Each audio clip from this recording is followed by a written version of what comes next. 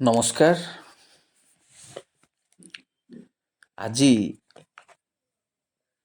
କିଛି ନୂଆ କଥା କହିବାର ନାହିଁ, କିନ୍ତୁ ଯେହେତୁ ପଲିଟିକାଲ ଇସ୍ୟୁଜ୍ ସବୁର ପରିସମାପ୍ତି ଘଟିଲା ଭଳି ଘଟିଲାଣି, ସେମିତି କିଛି ପଲିଟିକାଲ ଇସ୍ୟୁଜ୍ ଆଉ ନାହିଁ।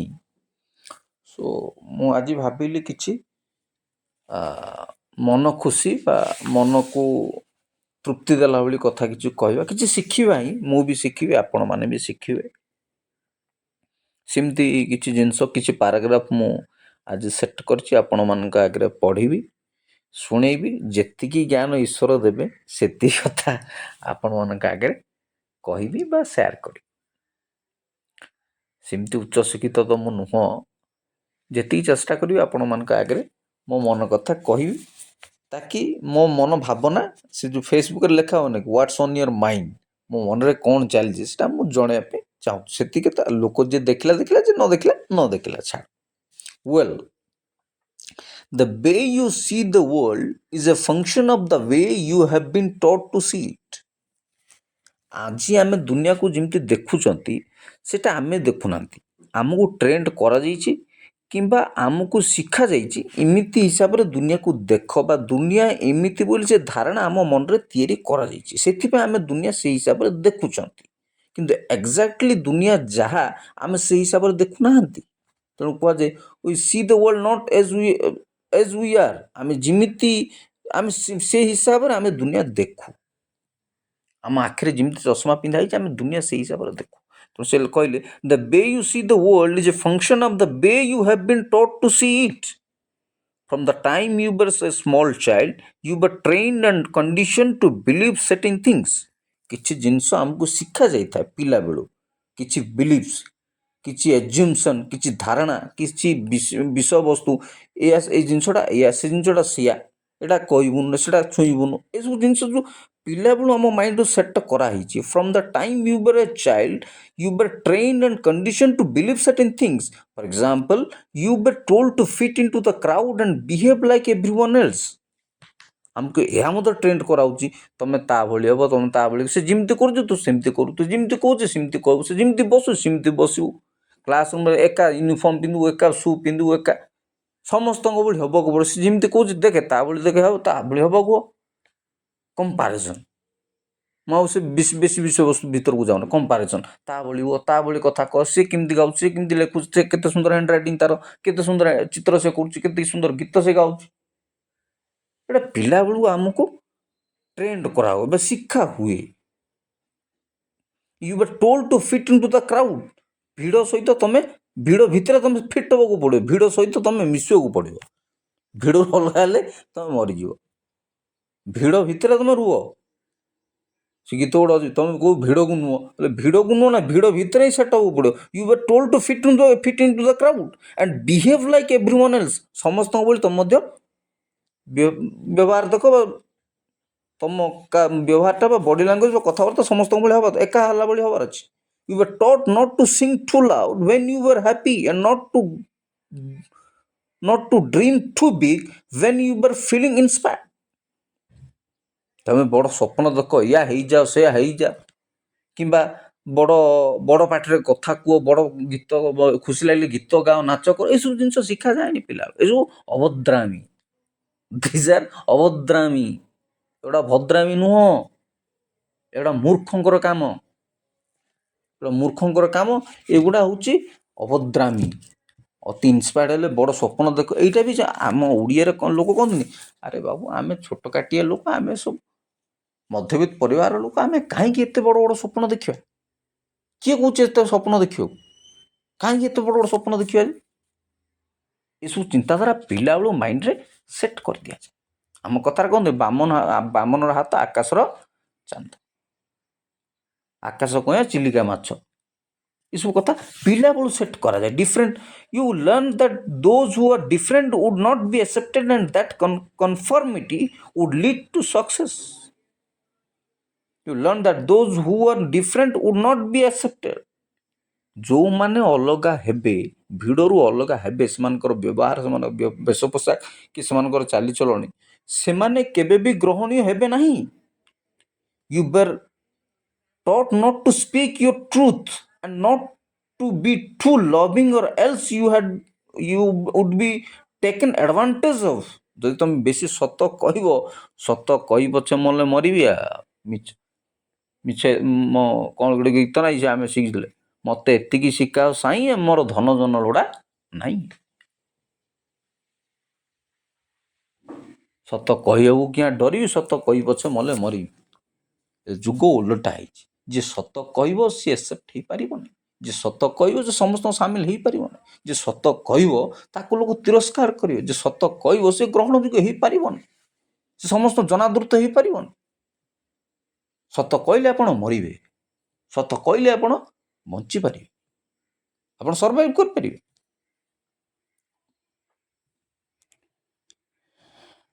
You were taught that positions and external power would bring you lasting happiness.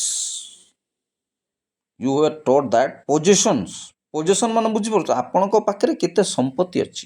ପୋଜିସନର spelling ହେଉଛି POSSESSIONS, ପୋଜେସନ୍ସ। ଆପଣ କେତେ ସମ୍ପତ୍ତି ଅଛି, କୋଠା ବାଡ଼ି ଅଛି, ଗାଡ଼ି ଘୋଡ଼ା ଅଛି, ସେ ସବୁ ଜିନିଷ ଆପଣଙ୍କୁ ଏକ୍ସଟର୍ନାଲ ପାୱାର ଦେବ, ଖୁସି ବି ଦେବ, ବ୍ରିଙ୍ଗ ୟୁ ଲାଷ୍ଟିଂ ହ୍ୟାପିନେସ୍।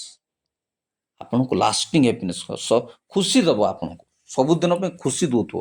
ଆମର ସମ୍ପତ୍ତି, ଆମର ଥିବା ଟଙ୍କା ପଇସା, ଗାଡ଼ି ଘୋଡ଼ା, ଏସବୁ ଜିନିଷ ଆମକୁ ସବୁବେଳେ ଖୁସି ଦେଇଛି, ଖୁସି ଦେବ। ଏଇଟା ତ ଦୁନିଆର ନିୟମ, ଏଇଟା ଦୁନିଆର। ଏ ଦେଶ ହେଉଛି ସନ୍ନ୍ୟାସୀମାନଙ୍କର ଦେଶ, ଏ ଦେଶ ହେଉଛି ସାଧୁଙ୍କର ଦେଶ, ଏ ଦେଶ ହେଉଛି ଆଧ୍ୟାତ୍ମିକତାର ଦେଶ, ଏ ଦେଶ ହେଉଛି ସାହିତ୍ୟର, ମାଟିର ଦେଶ, ସଂସ୍କୃତିର ଦେଶ। ଏ ଦେଶରେ ଉପଭୋକ୍ତାବାଦକୁ ଶିଖେଇ ଦିଆଯାଇଛି ପାଶ୍ଚାତ୍ୟ ସଂସ୍କୃତି ମାଧ୍ୟମରେ। 200 ବର୍ଷ ଶାସନ କରିକିରି ବ୍ରିଟିଶ ସରକାର ଆମକୁ ଏ ଶିଖିକି ଯାଇଛନ୍ତି, ଖାଅ ପିଅ ପିନ୍ଧ ଏଇସ୍ କର। ପାଶ୍ଚାତ୍ୟ ସଂସ୍କୃତି, ଏ ମୋବାଇଲ, ନେଟ୍, ଇଣ୍ଟରନେଟ୍ ମାଧ୍ୟମରେ ଆମେ ପରସ୍ପରକୁ ଜାଣୁଛନ୍ତି, ପରସ୍ପରକୁ ବୁଝୁଛନ୍ତି। ସେ ଖାଇବା, କୋଲ୍ଡ ଡ୍ରିଙ୍କସ୍ ପିଇବା, ଭାତ ଖାଇବାନି, ପିଜା ଖାଇବା, ବର୍ଗର ଖାଇବା, ଚାଉମିନ ଖାଇବା, ପିନ୍ଧିବା ଟପ୍ ଜିନ୍ସ ପିନ୍ଧିବା, ସବୁ ଟି ସାର୍ଟ ପିନ୍ଧିବା, ସବୁ ଆମର ଦେଶୀୟ।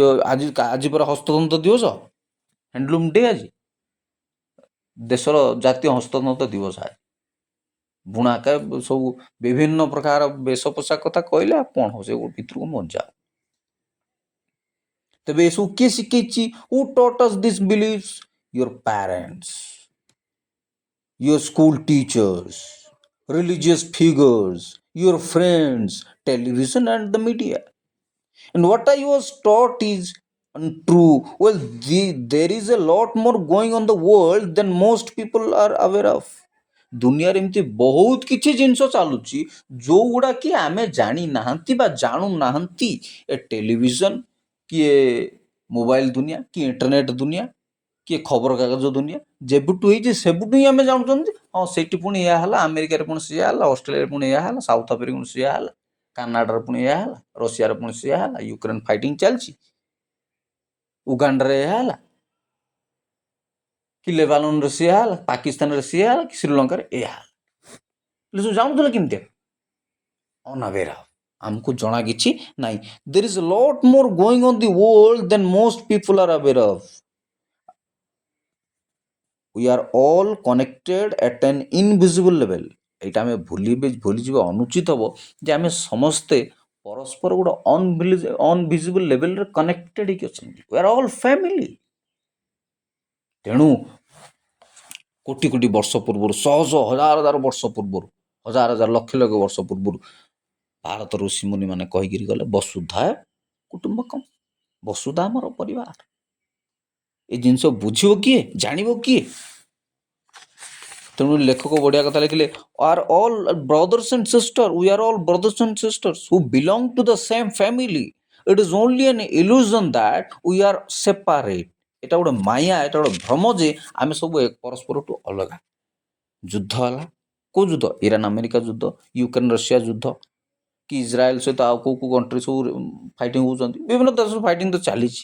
ପାକିସ୍ତାନ କାହା ସହିତ ଆମର ପାକିସ୍ତାନ ତ ଲାଗିଯାଇଥିଲା ମଝିରେ।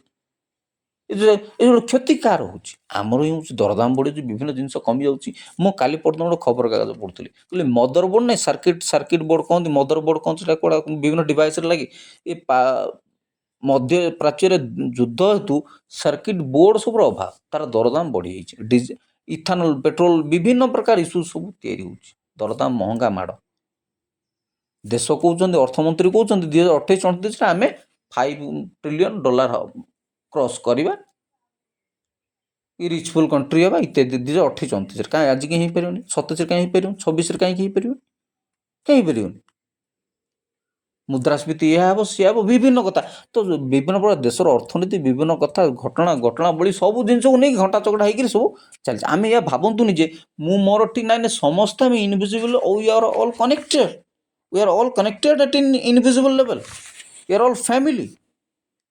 ଇଟ୍ is only an illusion that we are separate. ଏଇଟା ଗୋଟେ ଭ୍ରମ ବା ଭ୍ରାନ୍ତି ଯେ ଆମେ ସବୁ ଅଲଗା ଅଲଗା ବୋଲି ଭାବିଛନ୍ତି। ଭାଷା ଅଲଗା, ଜାତି ଅଲଗା, ଧର୍ମ ଅଲଗା, ଅଞ୍ଚଳ ଅଲଗା, କଥାବାର୍ତ୍ତା ଅଲଗା, ଖାଦ୍ୟପେୟ ଅଲଗା, ବେଶଭୂଷା ଅଲଗା। Mystics and sages have told us that for thousands of years we are all cut from the same cloth, and when you hurt another person you hurt yourself as well.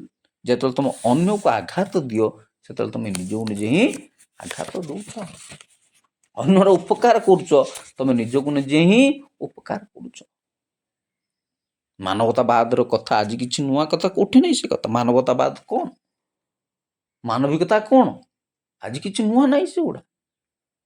ଆମେ ପରସ୍ପରକୁ ହଟ୍ ଯଦି କରିବା, ଆମେ ନିଜକୁ ନିଜେ hot କରୁଛନ୍ତି।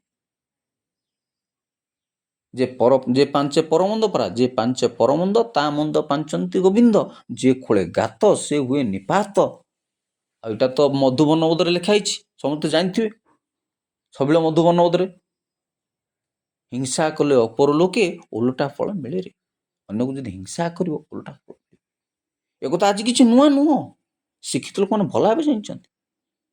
କ'ଣ କଲେ କ'ଣ ଇନଭିଜିବଲ୍, ଦିସ୍ ଆର୍ ଇନଭିଜିବଲ୍ ଲ ସବୁ ଅଛି, ଗୁଡ଼ାଏ ନିୟମ ସବୁ ଅଛି। ସେ ନିୟମ ବାହାରେ କିଛି ହଉନି। ଦୁନିଆ ନିୟମ ବାହାରେ ଚାଲୁନାହିଁ ଆଜ୍ଞା, ଦୁନିଆ ନିୟମ ଭିତରେ ହିଁ ଚାଲୁଛି। ଏଭ୍ରିଥିଙ୍ଗ ଇଜ୍ ୱିଥିନ୍ ଲ। ତେଣୁ ଫେମସ୍ ଡାଇଲଗ୍ ଆମେ ସବୁ ଜାଣିଛନ୍ତି ନବୀନ ପଟ୍ଟନାୟକ ସମୟରୁ। ମୁଁ ଗମାତରେ ଟିକେ କହିଦେଉଛି, law will takes its own course, କାନୁନ ଆପନା କାମ କରେଗା। ନିୟମ ତା କାମ କରିବ, ନିୟମ ତା ବାଟରେ ଯିବ। ହେଲେ ନିୟମକୁ ଫାନ୍ଦ ପାତି ଦେବା, ନିୟମକୁ ଛନ୍ଦି ଦେବା, ନିୟମ ଗଳା ବାଟ ଦେଇ ପଳେଇବା ତ ବୁଦ୍ଧି ହେତୁ ତ ଆମେ ସବୁ ଓକିଲ ଆଜି। ଆଉ ସମସ୍ତେ ସାମ୍ବାଦିକ, ସମସ୍ତେ ଓକିଲ, ମୋବାଇଲ ଖଣ୍ଡ ଦେଲେ ସମସ୍ତେ ଆଡ଼ଭୋକେଟ୍, ସମସ୍ତେ ଓକିଲ, ସମସ୍ତେ ଲୟର। ଆଉ ନିୟମକୁ ଠକିଦେବା, ନିୟମର ଗଳା ବାଟ ଦେଇ ପଳେଇବା ହେଉଛି ଆଜି ଡେଟ୍ର ଚାଲାକି। ବୁଦ୍ଧିମାନ, କ୍ଲେଭର, ଚତୁର ମଣିଷ, ଚତୁର ପ୍ରାଣୀ। ଆଉ କେମିତି ନିୟମ ଫାଙ୍କିବି? ସେ ରିଲିଜିୟସ୍ ରୁଲ୍ ହଉ କି ସେ ପଲିଟିକାଲ ରୁଲ୍ ହଉ କି ସୋସିଆଲ ଟ୍ରାଡ଼ିସନ୍ସ ହଉ, ସେ ସବୁ ଜିନିଷକୁ ଭାଙ୍ଗି କେମିତି ଗଳା ବାଟ ଦେଇ ଫାଙ୍କିକି ପଳେଇବି, ମୋର ସୁବିଧା ମୁଁ ଦେଖିବି। ଏଇଟା କାହାକୁ ଶିଖେଇବାକୁ ପଡ଼େ, ଛୋଟ ପିଲାଠୁ ବୁଢ଼ା ପର୍ଯ୍ୟନ୍ତ ସମସ୍ତେ ଆମେ ଜାଣୁଛୁ। ଏ ଯୁଗ ତ ସିଏ। ଆଉ ନିଜକୁ ଜଷ୍ଟିଫାଇ କରିବା, ନିଜକୁ ଠିକ୍ ବୋଲିକି ଦେଖେଇବା, ନିଜର ବିଚାରଧାରା ବା ନିଜର କାମକୁ, ନିଜର ଚିନ୍ତାଧାରାକୁ ଯଥାର୍ଥତା ପ୍ରମାଣ କରିବା ପାଇଁ ବହୁତ ଜିନିଷ କିଛି ଅଛି ଆମ ପାଖରେ। ତେଣୁ ମୁଁ କୋଉଟେ ବହିରେ ପଢ଼ିଥିଲି, କ'ଣ ସେ ପଢ଼ିଥିଲି, ଆଜିର ଶିକ୍ଷିତ ମଣିଷ ନିଜର ବିବେକକୁ ମଧ୍ୟ ଯୁକ୍ତି ବଳରେ ହରେଇ ଦେଇପାରେ। ବିବେକର ସ୍ୱର ଯୋଉ ଅଛି, କନସିୟସ୍, ସବକନସିୟସ୍, କନସିୟସ୍ ଯୋଉ କୁହାଯାଏ, ବିବେକର ସ୍ୱର, ନାଇଁ ବାବୁ ତମେ ଏହା ଠିକ୍ କରୁଛ, ଏଇଟା ଭୁଲ ହେଉଛି, ତାକୁ ମଧ୍ୟ ଶିକ୍ଷା ଜ୍ଞାନ ଦ୍ୱାରା ସେ ହରେଇ ଦେଇ ପାରୁଛି। ନା କାହିଁକି ଭୁଲ ହବ କି, କାହିଁକି ଠିକ୍ ହବ କି? ଓକିଲାତି ପଏଣ୍ଟ। ଏମିତିରେ ଆମେ କେମିତି ମାନବତାବାଦକୁ ବଞ୍ଚେଇ ପାରିବା? ଏମିତିରେ ସଭ୍ୟତା ସରି ଆସିବ ବସିଛି। ସଭ୍ୟତା କ'ଣ ଅଛି? ସଭ୍ୟତା ସରିବାକୁ ବସିଛି ନାହିଁ ଯେ କ'ଣ? ଆପଣମାନେ କ'ଣ ଦେଖୁଛନ୍ତି ସୋସିଆଲ ମିଡ଼ିଆ ମାନଙ୍କରେ? କ'ଣ ଦେଖୁଛନ୍ତି? ସଭ୍ୟତା କ'ଣ ଅଛି? ସଭ୍ୟତା ଅଛି? ସଭ୍ୟତା ସରି ଆସିବ ବସିଛି। ବୟଫ୍ରେଣ୍ଡ ସବୁ ଭଡ଼ାରେ ମିଳିବେ। ବୟଫ୍ରେଣ୍ଡ ଏଇଟା ଜାପାନରେ ନା କୋଉଠି ଗୋଟେ ଦେଶରେ ଆରମ୍ଭ ହେଇଥିଲା ଏ ଟ୍ରାଡ଼ିସନ୍। ସେଠି ବି ଲୋକ ସଂଖ୍ୟା କମ୍। ବାହାଘରକୁ ଯିବେ, ବିଭିନ୍ନ ଫଙ୍କସନ୍କୁ ଯିବେ, ମିଶିକି ଯିବେ। ଜଣକୁ ପୁଣି ଦରକାର କି ନାହିଁ, ଜଣେ ସାଥୀ ଦରକାର କି ନାହିଁ, ବୟଫ୍ରେଣ୍ଡ ଭଡ଼ା। ଦିଲ୍ଲୀରେ ଏ ପରମ୍ପରା ଷ୍ଟାର୍ଟ ହେଇଛି। ଏ ସିଷ୍ଟମଟା ଦିଲ୍ଲୀରେ ଆରମ୍ଭ ହେଇଛି। ଆମ ଦେଶର ଦିଲ୍ଲୀରେ ଆରମ୍ଭ ହେଇଛି। ଭଡ଼ାରେ ସବୁ ବୟଫ୍ରେଣ୍ଡ ମିଳେ। ପୁଅକୁ ଝିଅ ମିଳୁନି, ଝିଅଙ୍କୁ ପୁଅ ମିଳୁନି, ବୟସ ଗଡ଼ି ଯାଉଛି, କ୍ୟାରିୟର ସେଟ୍ ହେଇପାରୁନି, ବାହା ହେଇପାରୁନି। ଆମ ରାଜ୍ୟରେ ପରା 2031 ସୁଦ୍ଧା ବୁଢ଼ା ବୋଲିକିରି ପେପର ବାହାରିଥିଲା, ପଢ଼ିନାହାନ୍ତି କି ଆପଣ? 2031 ତ ଓଡ଼ିଶା ବୁଢ଼ାମାନଙ୍କ ଦେଶର ହେଇଯିବ। ହାରାହାରି ବୟସ ସୀମା ଯାହା ଅଛି, ସେମାନଙ୍କର ତ ବୟସ ସୀମା ଆଜି ବୁଢ଼ା ହେଇଗଲେଣି ସବୁ। ଅନେକ ଲୋକ ବାହା ହେଇପାରୁନାହାନ୍ତି। ୟୁପିରେ 26 ଦଶମିକ କେତେ ପ୍ରତିଶତ, ମୁଁ ଗୋଟେ ନ୍ୟୁଜ୍ ଦେଖୁଥିଲି, ୟୁପିରେ ଆସିକି 26% ପାଖାପାଖି ଲୋକ ଯୁବା ଲୋକମାନେ ବାହା ହେଇ ପାରୁନାହାନ୍ତି। ସବୁଠୁ ଆଗରେ ଅଛନ୍ତି ଶ୍ରୀନଗର, ଜାମ୍ମୁ କାଶ୍ମୀର ସବୁଠୁ ଅଧିକା ଆଗରେ ଅଛନ୍ତି। ଜାମ୍ମୁ କାଶ୍ମୀର, ଶ୍ରୀନଗର, ସେଠି ସବୁ କେହି ବାହା ହେଇପାରୁନାହାନ୍ତି, ବାହା ହୁଅନ୍ତୁ ନାହାନ୍ତି, ହେଇପାରୁନାହାନ୍ତି, ହେବାକୁ ଚାହୁଁନାହାନ୍ତି।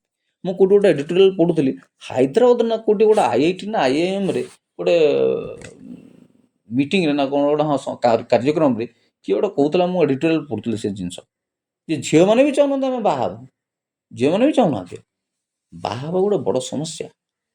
ସେ ଭିତରୁ ମୁଁ ଡିଟେଲ୍ସ ଯାଉନି, ସଭ୍ୟତା ସରିଯାଇ ସବୁ ବସିଲାଣି, ମଣିଷ ସମାଜ ଆଗକୁ ବେଶୀ ଚାଲିବନି, ବେଶୀ 100 ବର୍ଷ, ତାଠୁ ବଳକା ଆଉ ଯାଇପାରିବ।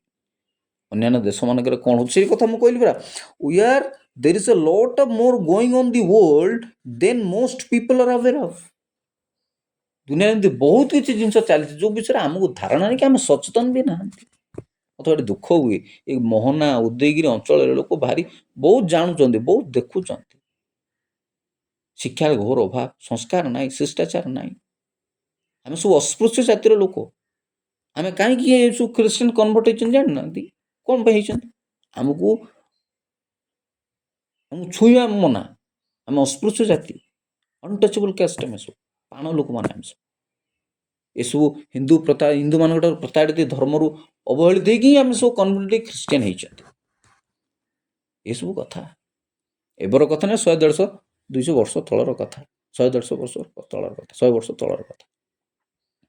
ये जातिपात धर्मपात ये जातिवाद ये सब जिनस तो एबे भी तो चली चल यूपी बिहार आप जी सबू जगार कौन सी जात की हो कौन सी तो कौ गोटे वीडियो मुझे चाइना जी आप देखिए आप कौन पढ़ी कौन टैलेंट अच्छी पचारे, अमेरिका जी आप केते पाठ पाठ केते जानते पचारे, भारत तो से कौ जातिर पिला तुम्हें तुम्हें कौ जाति पिला कौ धर्म पिला यहाँ ही फास्ट प्रायोरीटी आसो भारत। एमती कौन हम आ कौन हम जाति धर्म को लेकिन बाड़िया पिटा आमर चलती सरू नहीं। आरक्षण ए तो आरक्षण चलती स्लोगान आरक्षण चलती RHA परा रिजर्वेशन हटाओ आंदोलन RHA चली नुआ दिल्ली चलती घंटा चकटा विभिन्न प्रकार सी कौन से अभिजीत दीपकर से CJP कहानी सरला RHA गोटे चलती रिजर्वेशन हटाओ आंदोलन शिक्षा व्यवस्था विभिन्न व्यवस्था आमर आंबेडकर रखीदे गले 5 वर्ष 10 वर्ष में रोले तो 50-60-80 वर्ष हो चलती तो रिजर्वेशन ये गोटे पॉलिटिक्स गोटे राजनीति गोटे अस्त्र है रिजर्वेशन देकर लोक प्रभावित करके रखा। महिला रिजर्वेशन बिल आसीगला ए महिला आसी आमेंडमेंट बिल आसी वोमेन आमेंडमेंट बिल ए सब कहानी तो चली कौ देश को पृथ्वी एमती कौ देश अच्छी ना एमती सब कांड कारखाना हवा देश को पृथ्वी अच्छी।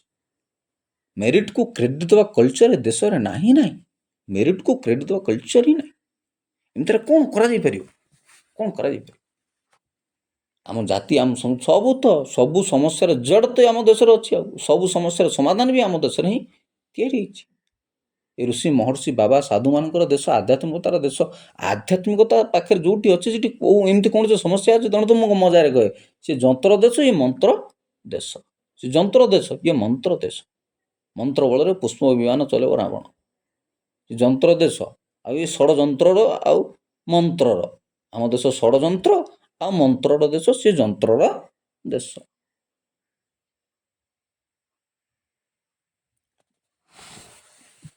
तेणु आम समस्ते we are all connected at an invisible level आम समस्त गोटे परिवार आ गोटे परिवार लोक वसुधैव कुटुंबकम कथा मु कहूँ आपड़ जाना कि ना किए जानी मु क्या कहूँ कि मत जना अच्छी कि समस्ते जानते we are all connected invisible level आम सब कनेक्टेड आम जो जन को आघात दौरान आम समस्त आम निजक निजे आघात दौर आम जन को अत्याचार कर इनविजिबल समस्त अत्याचार मनीष मानवतावाद मानविकता ये सब साधारण कथा को देश बाइबल भी एक कथा सब लिखाई पुराण सबू जिनस अच्छी एटा सबू बही सब पुस्तक लिखाई आम चालाकी करिया आम चतुर हवा ठीक अच्छे चतुर केमती केत हम चतुरटा को स्मार्टनेस टाक लोक मैंने बुझी ना अन्य जन को चिट करार अर्थ ही चतुर हवा मो मो मो हिसाब से भावे से कथा चतुरता कौन जड़े सरल लोक ठिए ताकू किमिति चिता काटिया तार किमिति पछ मारिया ताकू पट्टी मारिया ए सब जिनसटा ही चतुर नाई जाए कौन ଚାଲାକି ହେଇକିରି ଜଣେ ଉଠିକି ନିଏ। ଚାଲାକି, ଚତୁର, ସେଇ ଜିନିଷକୁ ସ୍ମାର୍ଟନେସ୍ ବୋଲି ଧରା ହେଇଛି। ଜଣେ ଭୋଲାପନ୍, ଜଣଙ୍କ ସରଳତା, ଜଣକୁ ଓଲା ଭାବନ୍ତି ଲୋକ। ସରଳତା, ନମ୍ରତା, ଏସବୁ ଓଲା ଉବେର ବୋଲି ଭାବନ୍ତି ଲୋକ। ସରଳତା, ସିଦ୍ଧତା, ସାଧୁତା, ଏସବୁ ଜିନିଷ ଆଜିକାଲି ଖାଲି ଡିକ୍ସନାରୀରେ ରହେ। ପ୍ରାକ୍ଟିକାଲି ସେଗୁଡ଼ା କିଛି ଶୁଣିବାକୁ କି ଜାଣିବାକୁ କାହାର ଆଗ୍ରହ ନାହିଁ କି ଇଚ୍ଛା ବି ନଥିବ। ସରଳତା, ସାଧୁତା, ସିଦ୍ଧତା, ନମ୍ରତା, ମିକନେସ୍ ଇଜ୍ ନଟ୍ ୱିକନେସ୍। ନମ୍ରତାଟା କେବେ ହେଲେ ଦୁର୍ବଳତା ହେଇନପାରେ। ଜଣଙ୍କର ଭୋଲାପନ୍, ଜଣଙ୍କର ସରଳତା କେବେ ତାର ଦୁର୍ବଳତା ହବ ନାହିଁ। ବାଇବେଲ ସେଇ କଥା ଲେଖା ହେଲା, କହିଲା ଆମକୁ ପରୀକ୍ଷା କରି ଦେଖ, ଆମର ମାର୍ଗ କି ସରଳ ମାର୍ଗ ନୁହଁ, ଆମର କଥା କି ଆମ ଯୋଜନା କି ସରଳ ନୁହଁ। କୋଉଥିରେ ଆମକୁ ଜଟିଳ ବୋଲି କହୁଛ ତମେ? ଏ ଚତୁର ଦୁନିଆ ନିଜକୁ ଚତୁର ବୋଲି ଭାବି ଯାହା ବି କରୁଛି, ଏଟା ତ କ'ଣ ଯେ universal law, as you sow so shall you reap. ତମେ ଯାହା ବୁଣିବ ତାହା କାଟିବ।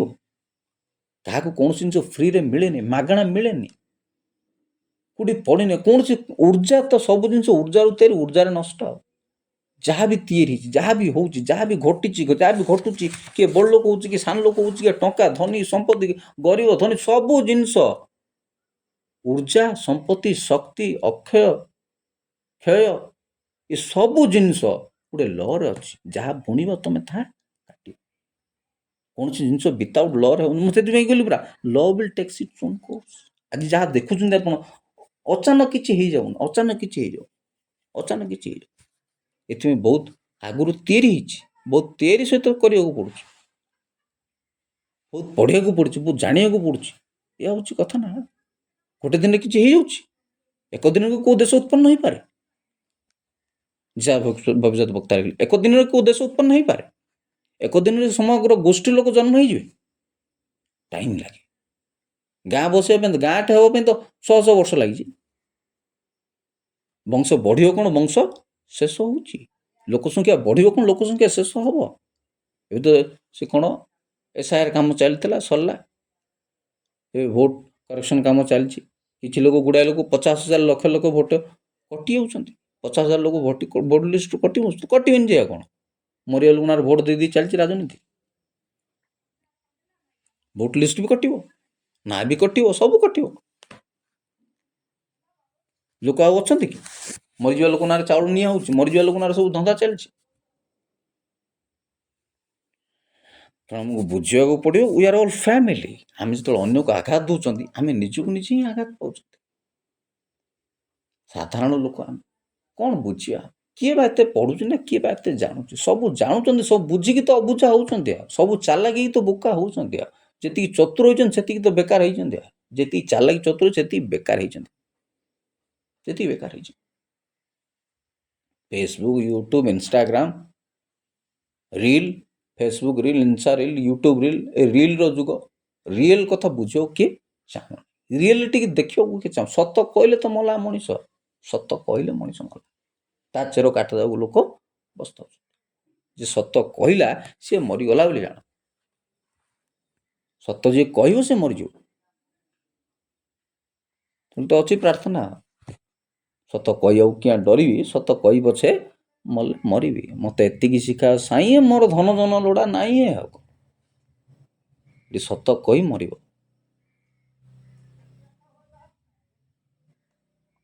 We are all brothers and sisters. We are all cut from the same cloth. And when you hurt another person, you hurt yourself as well. ଯେତେବେଳେ ଆପଣ ଅନ୍ୟକୁ ଆଘାତ କରୁଛନ୍ତି, ସେତେବେଳେ ନିଜକୁ ନିଜେ ହିଁ ଆପଣ ଆଘାତ କରୁଛନ୍ତି। ଏ କଥା ବୁଝିବ କିଏ?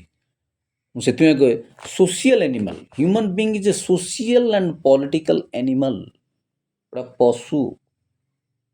ବିବେକ ଥିଲେ କ'ଣ ହେବ? ପ୍ରବୃତ୍ତିର ପ୍ରଡକ୍ଟ ଆମେ, ପ୍ରବୃତ୍ତିରୁ ତିଆରି ଆମେ ସବୁ। ଏ ପ୍ରବୃତ୍ତିରୁ ହିଁ ଆମେ ସବୁ ଚାଲିଛେ, ପ୍ରବୃତ୍ତି ହିଁ ଆମକୁ ମାରୁଛି। ତେଣୁ ନିଦ୍ରା, ମୈଥୁନ, ଆହାର, ତିନିଟା ଜିନିଷ। ଆହାର, ନିଦ୍ରା, ମୈଥୁନ, ଏ ତିନିଟା ପ୍ରବୃତ୍ତିରେ ହିଁ ମଣିଷ ଅଛି। ମଣିଷର ପ୍ରବୃତ୍ତିରେ ହିଁ ମଣିଷ ମରିବ। ଆଉ କିଛି ତେଣୁ ବିଚାରଧାରା, ଚିନ୍ତାଧାରା, ଭାବନା, ବିଚାର, ଥଟ୍, ଥିଙ୍କିଂ, ଏସବୁ ଜିନିଷ ଆମକୁ ବେକାର ଲାଗିବ। ଜଣକୁ ପଟି ମାରିବା, ଜଣକୁ ଚିତା କାଟିବା, ଏସବୁ ଚାଲାକି ହେବା, ଠକିବା। ମୁଁ ଅନେକ ସମୟ ଭାବେ ଲୋକ ଠକିବାକୁ ଯେ ନିଜେ ଠକି ହେଇଯାଇଛନ୍ତି। ଆପଣ ଭାବିନେ କେଉଁ ଜିନିଷ ଆପଣ ଚାଲାକି ହେଇକିରି ଜିତିଯିବେ, ମାନେ ଜିତିବା ଲୋକ କିଏ ନାହିଁ। ସେ ଗୋଟେ ଗୀତ ଅଛି, ମୁଁ ଶୁଣୁଥାଏ, ଜଗନ୍ନାଥଙ୍କ ଭଜନ ଗୋଟେ ଅଛି, କ'ଣ ସେ ଭଜନ ଟିକେ ମନେ ପଡ଼ୁଛି। ଜୀବନ ଯୁଦ୍ଧ ଜିତିଗଲେ ମିଳେନି ସୁନା ମୁକୁଟ। ଜୀବନ ଯୁଦ୍ଧରେ କିଏ ଜିତିଗଲେ କାହାକୁ ସୁନା ମୁକୁଟ ମିଳିଯାଉନି ନା। ଏ ଦୁନିଆରେ କିଏ ଜିତିଗଲେ କାହାକୁ ସୁନା ମୁକୁଟ ମିଳିଯାଉଛି? ଏମିତି କିଛି ଆୱାର୍ଡ଼ ଅଛି ଏ ଦୁନିଆରେ? ଅବଶ୍ୟ ବହୁତ ଆୱାର୍ଡ଼ ଅଛି, ନୋବେଲ ପୁରସ୍କାରଠୁ ଆରମ୍ଭ କରି କେଟେ କେଟେ ପୁରସ୍କାର ସବୁ ଅଛି। ବଡ଼ ବଡ଼ ଲେଖକ, କବି, ଗାୟିକା, ଗାୟକ, ବଡ଼ ବଡ଼ ଆକ୍ଟର, ଅଭିନେତା, ବୈଜ୍ଞାନିକମାନଙ୍କୁ ମିଳୁଛି। ଭାରତ ରତ୍ନ ଆୱାର୍ଡ଼ ଅଛି। ସବୁ ଦେଶର ଆୱାର୍ଡ଼ ସବୁ ମୋଦିକି ମିଳୁଛି। ବଡ଼ ବଡ଼ ଆୱାର୍ଡ଼ ସବୁ ମିଳୁଛି। ସବୁ ସିଭିଲିଆନ୍ ଆୱାର୍ଡ଼ ସବୁ ଦେଶର ପ୍ରତି ଦେଶର ମିଳୁଛି। ହେଲେ ଜୀବନ ଯୁଦ୍ଧରେ ଜିତିଗଲେ ତାକୁ ସୁନା ମୁକୁଟ ମିଳୁଛି? ଜୀବନ ଯୁଦ୍ଧରେ ଜିତିବା ଆଉ ଜୀବନ ମରି ସାରିଲା ପରେ ସେ ପୁରରେ ଜିତିବା, ସେ ଦୁଇଟା ଭିତରେ ବହୁତ ଆକାଶ ପାତାଳ ଫରକ ରହିବ। ଆଉ ବହୁତ ଅନ୍ତର ରହିବ, ବହୁତ ଅନ୍ତର। ଏ ଜୀବନ ସଂଗ୍ରାମରେ ଜିତିଯିବାଟା ଯେ ସୁନା ମୁକୁଟ କିଏ ପିନ୍ଧି ଦେଉଛି, ସେ ଧାରଣା ମୋର ନାହିଁ। ଏଇଟା ଅରୁଣ ମନ୍ତ୍ରୀ ଲେଖିଛନ୍ତି ଗୋଟେ ଗୀତରେ, ମୁଁ ଶୁଣିକିରି ମୁଁ ପୁରା ଥମ୍ ହେଇକି ରହିଗଲି। ଗୋଟେ ଗୀତ ଇରା ମହାନ୍ତି ଗାଇଛନ୍ତି, ଅରୁଣ ମନ୍ତ୍ରୀ ଲେଖିଛନ୍ତି ସେ ଗୀତ। ମୁଁ ଶୁଣୁଥିଲି, ଥରେ ଦୁଇଥର ଶୁଣିଲି ମୁଁ ସେ ଗୀତ। ଧର୍ମ ଅଧର୍ମର ପୁଡ଼ିଆକୁ ଦେଖି ଚାହିଁ ଫିଟେଇବୁ। ବାଟରେ ପଡ଼ିଛି, କେତେ ପଡ଼ିଛି ଧର୍ମ ଅଧର୍ମର ପୁଡ଼ିଆ। କୋଉଟା ଫିଟେଇବୁ, କୋଉଟା ଗୋଟେଇବୁ, କୋଉଟା ଗୋଟେଇବୁ, କୋଉଟା ଛାଡ଼ିବୁ। ଜୀବନ ଯୁଦ୍ଧରେ ଜିତିଗଲେ କି ସୁନା ମୁକୁଟ ପିନ୍ଧନ୍ତିନି? ମିଳିଯାଏନି କାହାକୁ ସୁନା ମୁକୁଟ ପାଇବା? କ୍ରାଉନ୍ ଯାକୁ କହନ୍ତି, କ୍ରାଉନ୍ ପରା ଆମ ଖ୍ରୀଷ୍ଟିଆନରେ ସେ ସବୁ ଜିନିଷ କୁହାଯାଏ। ସୁନା ମୁକୁଟ, ଜୀବନ ମୁକୁଟ।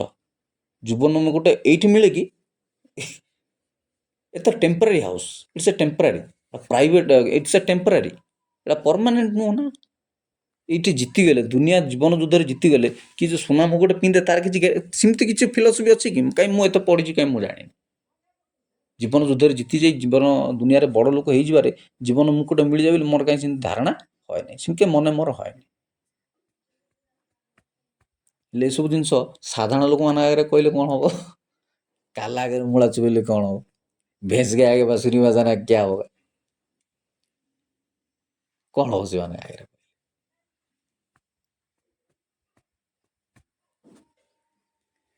ହଉ, ସମୟ ପ୍ରାୟ ହେଲାଣି। ଯେ we are all connected in invisible level.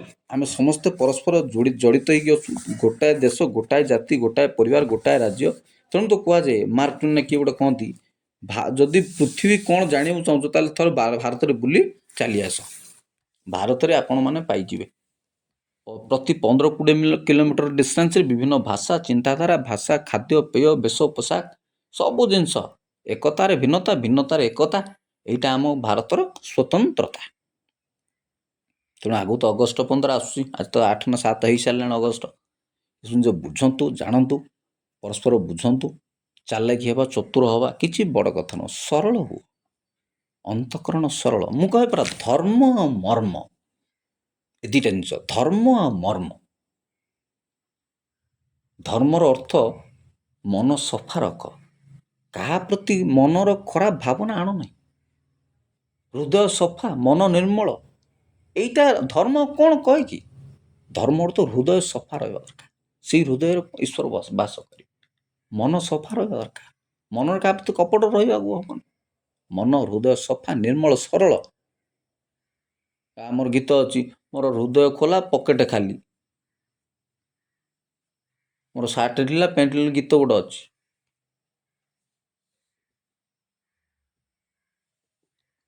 जे से भली आम हृदय खोला रहा दरकार, हृदय ओपन रहा दरकार, हार्ट खोला रहा, मन खोला रहा। धर्म मर्म आम इंटेंशन कौन अच्छी, सेटा ही मूल कथा।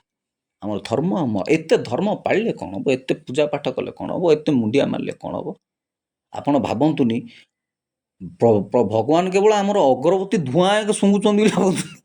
आम अगरबत्ती धूपकाठी जलिक आम पूजा कर, से अगरबत्ती धूआं भगवान प्रसन्न हो जाती। आम कर्मर हिसाब, कर्मर कौन, आम कर्मर कौन हिसाब भी बासना नाक बाजुनी भावियाटा आमर मूर्खामी हम। ଆମ ଧୂପକାଠି ଜଳେଇକିରି ଯେଉଁ ଆମେ ଅଗରବତୀ ଶୁଙ୍ଗେଇ ଦେଉଛନ୍ତି ଈଶ୍ୱରଙ୍କୁ, ଓ ସେଇଥିରେ ତ ପ୍ରୀତି ହେଉଛନ୍ତି ଚମ୍ପକ ଅଗରବତୀ, ଚମ୍ପା ଅଗରବତୀ ଆଉ ଚମ୍ପା ଅଗରବତୀ ଆଉ ଏଇଟା ଆମର ମୂର୍ଖାମି। ତେଣୁ ନିଜକୁ ସୁଧରିବା, ନିଜକୁ ସୁଧାରିକିରି ଜୀବନ ଯୁଦ୍ଧରେ ଜିତିଯିବାଟା ବଡ଼ କଥା ନୁହଁ। ଜୀବନ ପରର ଯୁଦ୍ଧରେ ସୁନାମୁକୁଟ ପାଇବା କି ନାହିଁ, ସେ ପୁରରେ ସ୍ୱର୍ଗରେ ସ୍ଥାନ ଟିକେ ମିଳିବ କି ନାହିଁ, କାହିଁକିନା temporary, it's a preparation for heaven. World ହେଉଛି ଗୋଟେ ପ୍ରିପାରେସନ୍, ଏଇଟା ହେଉଛି ଆମ ଜୀବନର ପ୍ରସ୍ତୁତି ଅନନ୍ତ କାଳରେ ବାସ କରିବା ପାଇଁ। ଏଭ୍ରିୱାନ୍ ହ୍ୟାଭିଂ ଏ ସୋଲ୍, ଗୋଟେ ଆତ୍ମା ଅଛି। ଅନେକ ବୁଦ୍ଧିଜୀବୀ ଜ୍ଞାନୀ ଗୁଣୀ ଲୋକଙ୍କୁ ମୁଁ ଫେସବୁକରେ ଦେଖେ, ସେମାନେ କହୁଛନ୍ତି ମଣିଷର କ'ଣ ଗୋଟେ ଆତ୍ମା ଅଛି, ଯେ ଆତ୍ମା ବିଷୟରେ ଚିନ୍ତା କରିବ। ସ୍ପିରିଟ୍ କ'ଣ ଗୋଟେ ଅଛି, ଆତ୍ମା କ'ଣ ଗୋଟେ ଅଛି, ଆତ୍ମା ଚିନ୍ତାଧାରା ବିଷୟରେ ଚିନ୍ତା କରିବ। ଆତ୍ମା ଗୋଟେ କ'ଣ, ଯେ ସୋଲ୍, ସ୍ପିରିଟ୍, ଏସବୁ ଜିନିଷକୁ ବହୁତ ଲୋକ ବିଦେଶରେ ହଉ ଭାରତରେ ବହୁତ ଶିକ୍ଷାବିତ୍ ନାସ୍ତିକବାଦ ଲୋକମାନେ ଗ୍ରହଣ ବି କରିବେ ନାହିଁ ଯେ ଆମର ଗୋଟେ ଆତ୍ମା ଅଛି, ସ୍ପିରିଟ୍ ଅଛି, ଏଭ୍ରିୱାନ୍ ଇଜ୍ ଏ ସୋଲ୍, ଗୋଟେ ଆତ୍ମା ଅଛି। ये भी बहुत बड़ा सवाल है ये। इसको आप बोलते जाएंगे तो अब तो 30 मिनट हो गए और 35 मिनट आप 35 मिनट ଲାଗିଯିବ। ଆଉ ଏତେ ଭିତରକୁ ମୁଁ ଆଉ ଯାଉନାହିଁ, ତେବେ କଥା ଏତିକିରେ ସାରିବି, ଆଉ ବେଶୀ ଲମ୍ବେଇବିନି। ଦେଖନ୍ତୁ, ଆମେ ସମସ୍ତେ ପରିବାର, ପରସ୍ପରକୁ ସାହାଯ୍ୟ କରିବା, ସହଯୋଗ କରିବା, ଏଇ ଚିନ୍ତାଧାରା ରଖିବା, ପରସ୍ପରକୁ ଉତ୍ସାହ ଦେବା। ସମସ୍ତେ ବଡ଼ ହେବା ଦରକାର, ସମସ୍ତେ ଭଲ ହେବା ଦରକାର, କିନ୍ତୁ ଯାହା ବୁଣିବେ ତାହା କାଟିବେ। କାହିଁକି ଯାହା ବୁଣିବେ ତାହା କାଟିବେ? ଆଜି ଯାହା ବଡ଼ ଲୋକ ହେଇଛନ୍ତି, କିଏ ଆଇଏଏସ୍ ହେଇଛି, କିଏ ଏମଏଲଏ ହେଇଛି, କିଏ ସିଙ୍ଗର ହେଇଛି, କିଏ ଡ୍ୟାନ୍ସର ହେଇଛି, କିଏ ଆକ୍ଟର ହେଇଛି, କିଏ ରାଇଟର ହେଇଛି, କିଏ କ୍ରିକେଟର ହେଇଛି, ଏସବୁ ପଛରେ ସେମାନଙ୍କର ପୂର୍ବଜମାନଙ୍କର ବହୁତ ଅବଦାନ ଅଛି, ପରିଶ୍ରମ ଅଛି, ତ୍ୟାଗ ଅଛି, ତେଣୁ ସେମାନେ ସେ ସ୍ତରକୁ ଆସି ପହଞ୍ଚନ୍ତି। ଆପଣ ଭାବନ୍ତୁ, ଇନ୍ସପାୟାର, ମୁଁ ସେଥିପାଇଁ ତ କହେ ଲୋକ ଇନ୍ସପାୟାର ହୁଅନ୍ତିନି, ଖାଲି ଅନୁକରଣ କରନ୍ତୁ। ମୁଁ ତା ଭଳି ହେଇଯିବି, ମୁଁ ତା ଭଳି, କପି ପେଷ୍ଟ କଲନି। ଇନ୍ସପାୟାର ହୁଅନ୍ତୁ। ପ୍ରେରଣା ମିଳିବା ଦରକାର। ପ୍ରେରଣା କପି କଲେ হয়, ମୁଁ ତା ଭଳି ଯେଉଁ କପି କଲେ ଚାଲେନି। ପ୍ରେରଣା ହେବା ଦରକାର, ଇନ୍ସପିରେସନ୍ ହେବା ଦରକାର, ଇନ୍ସପାୟାର୍ଡ ହେବା ଦରକାର। ଆମେ ଇନ୍ସପାୟାର୍ଡ ହେଉନାହାନ୍ତି, ଆମେ କପି କରୁଛନ୍ତି। ଦୁନିଆ ଖାଲି କପି କରୁଛି। ସମସ୍ତେ ଆଇଏଏସ୍ ହେଇପାରିବେନି, ସମସ୍ତେ ଏମଏଲଏ ହେଇପାରିବେନି, ସମସ୍ତେ କ୍ରିକେଟର ହେଇପାରିବେନି, ସମସ୍ତେ ସିଙ୍ଗର ହେଇପାରିବେନି। ଯେ ଯେଉଁ କଳା ଯେଉଁ ଲେଭେଲରେ ଯିଏ ହେଇପାରେ, କିଏ ଗୋଟେ ବଡ଼ ବାଢ଼େଇ ହେବ, କାରିଗର ହେବ, କିଏ ବଡ଼ ରୋଷେଇଆ ହେବ। ବୁଝିପାରୁଛ ନା? ଯାହା ହାତରେ ଯେଉଁଟା ହେଉଛି, ଆଉ କିଏ ହଠାତ୍ କିନା କିଛି ହେଇଯାଏନି। ଏଥିପାଇଁ ବହୁତ ବର୍ଷର ତିଆରି ଦରକାର।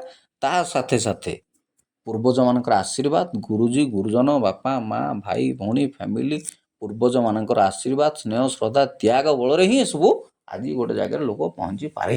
ଏମିତି ହଠାତ୍ କିନା କୋଉଟା ଛୁ ମନ୍ତ୍ର ହେଉନାହିଁ ରେ ବାପା। No magic.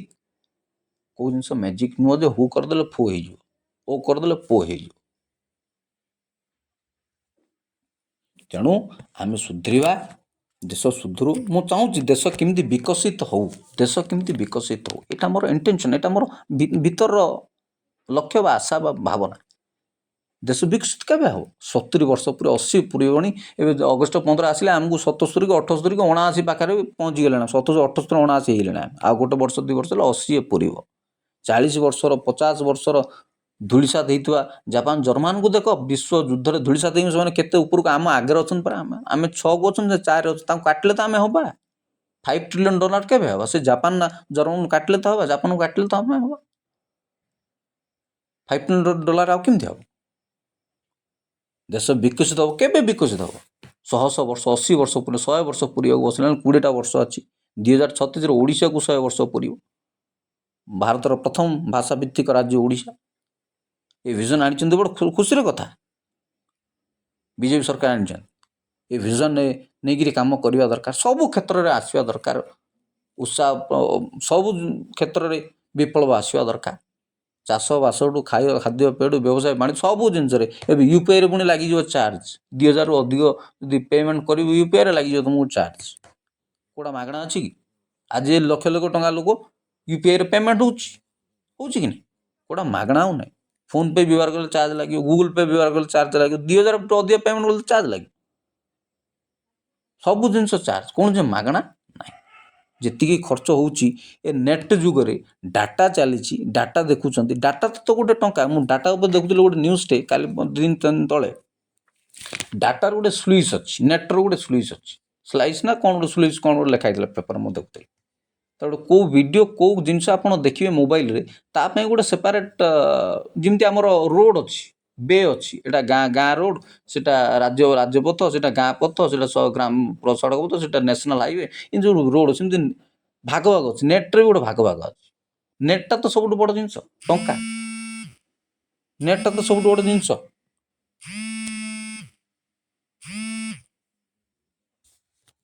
ନେଟ୍ଟା ତ ଟଙ୍କା, ନେଟ୍ଟା ତ ସବୁ ଜିନିଷ। ଆଉ ନେଟ୍ରେ ହିଁ ସବୁ ଚାଲିଛି। ନେଟ୍ରେ ବି ଗୋଟେ ରାସ୍ତା ଅଛି, ନେଟ୍ରେ ଭାଗ ଅଛି, ଯେମିତି ବେ ଅଛି। କେଉଁ ଭିଡ଼ିଓ ଦେଖିଲେ ଆପଣଙ୍କୁ କେତେ ଡାଟା, କେଉଁଟା ସ୍ଲୋ ଚାଲିବ, କେଉଁଟା ସ୍ପିଡ୍ ଚାଲିବ। ନେଟ୍ ତ ଡାଟା, ନେଟ୍ ତ ରେଭିନ୍ୟୁ। ଆମେ ରିଚାର୍ଜ କରିକି ଶୁଣୁଛନ୍ତି, ରିଚାର୍ଜ କରିକି ଦେଖୁଛନ୍ତି। ମୋବାଇଲରେ ରିଚାର୍ଜ ନଥିଲେ, ଡାଟା ନଥିଲେ କେମିତି ଚାଲିବ? ହାଉ ଇଟ୍ ଇଜ୍ ପସିବଲ୍? ନେଟ୍ ଦରକାର, ଡାଟା ଦରକାର, ଡାଟା ପକେଇ ରିଚାର୍ଜ କରିକି ତ ଆମେ ଦେଖୁଛନ୍ତି। ଆଜିକାଲି ତ ବହୁତ ପ୍ରକାର ଜିନିଷ ସବୁ ହେଉଛି, ବହୁତ ଜିନିଷ ଅଛି। ଲୋକ ଫାଙ୍କିବାକୁ ବହୁତ ଚାହୁଁଛନ୍ତି, ଫାଙ୍କି ଦେବାକୁ ତ ଚାହୁଁଛନ୍ତି। ଏ ଭ୍ୟୁଜ୍, ଆଉ ସେୟାର, ଏ ସବସ୍କ୍ରାଇବ୍, ଏଇ ଜିନିଷରେ ତ ଟଙ୍କା ଚାଲିଛି। ଲୋକ କ'ଣ ବେପାର ଚଲେଇଛନ୍ତି? ବେପାର ନୁହଁ, ଏ ଅର୍ଥନୀତିର ମୂଳ ଭିତ୍ତି। ଆଗକୁ ୟୁଟ୍ୟୁବ୍ କ'ଣ ଆଣୁଛି ଦେଖନ୍ତୁ, ମୁଁ ତ କହୁଥିଲି ଗୋଟେ ଭିଡ଼ିଓରେ, ୟୁଟ୍ୟୁବ୍ ଏମିତି ସିଷ୍ଟମ୍ ହେଇଯିବ, ଆଉ କିଛି ଆଉ ନାହିଁ। ଇଏ ସବସ୍କ୍ରିପସନ୍ ମନି ସବୁ ପଡ଼ିଲା ମାନେ ହେଲା। ଏବେ ପ୍ଲାଷ୍ଟିକ୍ ଟଙ୍କା ଆସିବ, ପଲିମର ଟଙ୍କା, ପ୍ଲାଷ୍ଟିକ୍ ନା ପଲିମର ପଇସା ଆସିବ। କାର୍ଡ଼ ଉଭେଇଯିବ, ATM ବନ୍ଦ ହେବାକୁ ବସିଲାଣି। 6,000 ATM ରାଜ୍ୟରେ ଅଛି, ସେଠୁ 1,000 ବନ୍ଦ ହେଇସାରିଲାଣି, ଆଉ 5,000 ଖଣ୍ଡେ ଅଛି, ସିଏ ବି ଧୀରେ ଧୀରେ ବନ୍ଦ ହେବ। କିଏ ଆଉ କ୍ୟାସ୍ ବ୍ୟବହାର କରିବ ନାହିଁ। ଟଙ୍କା ଉଡ଼ିଯିବ। 2034, 35, 36 ଭିତରେ ଟଙ୍କା ହିଁ ଉଡ଼ିଯିବ। ଟଙ୍କାର ଚିହ୍ନ ବର୍ଣ୍ଣ ରହିବନି। ତ ଟଙ୍କା କ୍ୟାସ୍ କିଏ ଧରିବେନି, ସେଫ୍ଟି ବି ହେବନି। ସେଗୁଡ଼ା ଡିଜିଟାଲ କରେନ୍ସି ହେଇଯିବ। ଇ ମନି, ଇ ରୁପିର ବ୍ୟବସ୍ଥା ଚାଲିଲାଣି, ସେଣ୍ଟ୍ରାଲ ଗଭର୍ଣ୍ଣମେଣ୍ଟ କଲେଣି। ଇ ରୁପି ହେବ। ଏମିତିରେ ଆମେ ଡାଟା ନେଟ୍ର ଯୁଗରେ ଆମେ ପରସ୍ପରକୁ ଠକିବାଟା କ'ଣ ଉଚିତ ବୋଲି ଭାବୁଛନ୍ତି? ଚାଲାକି ବୋଲି ଭାବୁଛନ୍ତି? ରେଭିନ୍ୟୁ କୌଣସି ନା କୌଣସି ଭାବରେ ତିଆରି ହେଉଛି ନା। ରେଭିନ୍ୟୁ ତିଆରି ନ ହେଇକି ଅଛି। କୌଣସି ଜିନିଷ ଆପଣ ଡାଉନଲୋଡ଼ କରନ୍ତୁ କି ଡାଟା, ବିନା ଡାଉନଲୋଡ଼ ତ ଶୁଣି ହେବନି। ଆଉ ବିନା ଡାଟା ଖର୍ଚ୍ଚ କରି ତ ଆପଣ ଡାଉନଲୋଡ଼ କରିପାରିବେନି। ତ ଡାଟା ଖର୍ଚ୍ଚ କରିକି ଡାଉନଲୋଡ଼ କରିବେ, ଅଥଚ ତାକୁ ଏଡ୍ କରାଇବେନି। ଇଏ ବଡ଼ ମୁସ୍କିଲ କଥା କି? ଆମେ ବହୁତ ଚାଲାକି ହେଲା ବେଳକୁ ତ ଆପଣ ବୋକା ହେଇଯାଇଛନ୍ତି। ଆଉ ଆପଣ ଚାଲାକି ହେଲା ବେଳକୁ ବୋକା ହେଇଛନ୍ତି। ଆପଣ ନିଜକୁ ନିଜେ ଠକିଛନ୍ତି, ପ୍ରତାରିତ ହେଇଛନ୍ତି। ଆପଣ ପ୍ରତାରିତ ହେଇଛନ୍ତି, ଆପଣ ନିଜେ ଠକି ଯାଇଛନ୍ତି। ତେଣୁ ମୁଁ କେଉଁଠି ଗୋଟେ ସେଣ୍ଟେନ୍ସରେ ଲେଖିଛି, ଶୟତାନ ରାସ୍ତା ବିଗାଡ଼ିବା ପ୍ରକ୍ରିୟା ମଧ୍ୟ ଦେଇକି ଶୟତାନ ସଜାଡ଼ି ଦେଇଥିବ। ଈଶ୍ୱରଙ୍କ ଗୋଟେ ଏମିତି ମ୍ୟାଜିକ୍ ପ୍ରଭୁ ସେଟ୍ କରିଛନ୍ତି ୱାର୍ଲଡରେ, ଯେ ଦୁନିଆ ଯେତେ ରାସ୍ତା ବିଗାଡ଼ିବାକୁ ଚାହିଁବ, ସେତିକି ରାସ୍ତା ସଜାଡ଼ି ହେଇଯାଇଥିବ। ସ୍ପିରିଚୁଆଲର ରୁଲ୍ଟା ଏକା ସେମିତି, ନିୟମଟା ହିଁ ସେମିତି। ମୁଁ ତେଣୁ ତ 10 ମିନିଟ୍ ଆଗରୁ କହୁଥିଲି, everything is being govern Bai rule. ସବୁ ଜିନିଷ ବିଚାରରେ ଚାଲିଛି। ସବୁ ଜିନିଷ ବିଚାର ହିଁ ଚାଲିବ, ଗୋଟେ ନିୟମରେ ଚାଲିଛି, ଗୋଟେ ରୁଲ୍ରେ ଚାଲିଛି। ସେ ରୁଲ୍କୁ ଭାୟୋଲେଟ୍ କଲେ ତ ଆପଣ ମରିବେ। ଏ ସ୍ପିରିଚୁଆଲ ରୁଲ୍ ଗୁଡ଼ା ଆପଣ ଜାଣନ୍ତି, ଯାହା ବୁଣିବେ ତାହା କାଟିବେ। ତେଣୁ ମୁଁ ଶାସ୍ତ୍ର କହିଲା, ଯିଏ ପାଞ୍ଚେ ପରମନ୍ଦ, ତା ମନ୍ଦ ପାଞ୍ଚନ୍ତି ଗୋବିନ୍ଦ। ଯିଏ କୋଳେ ଗାତ, ସେ ହୁଏ ନିପାତ। ଅପର ଲୋକେ ହିଂସା କଲେ, ଅନ୍ୟ ଲୋକକୁ ଯଦି ଆପଣ ହିଂସା କରିବେ, ଓଲଟା ଫଳ ମିଳିବ।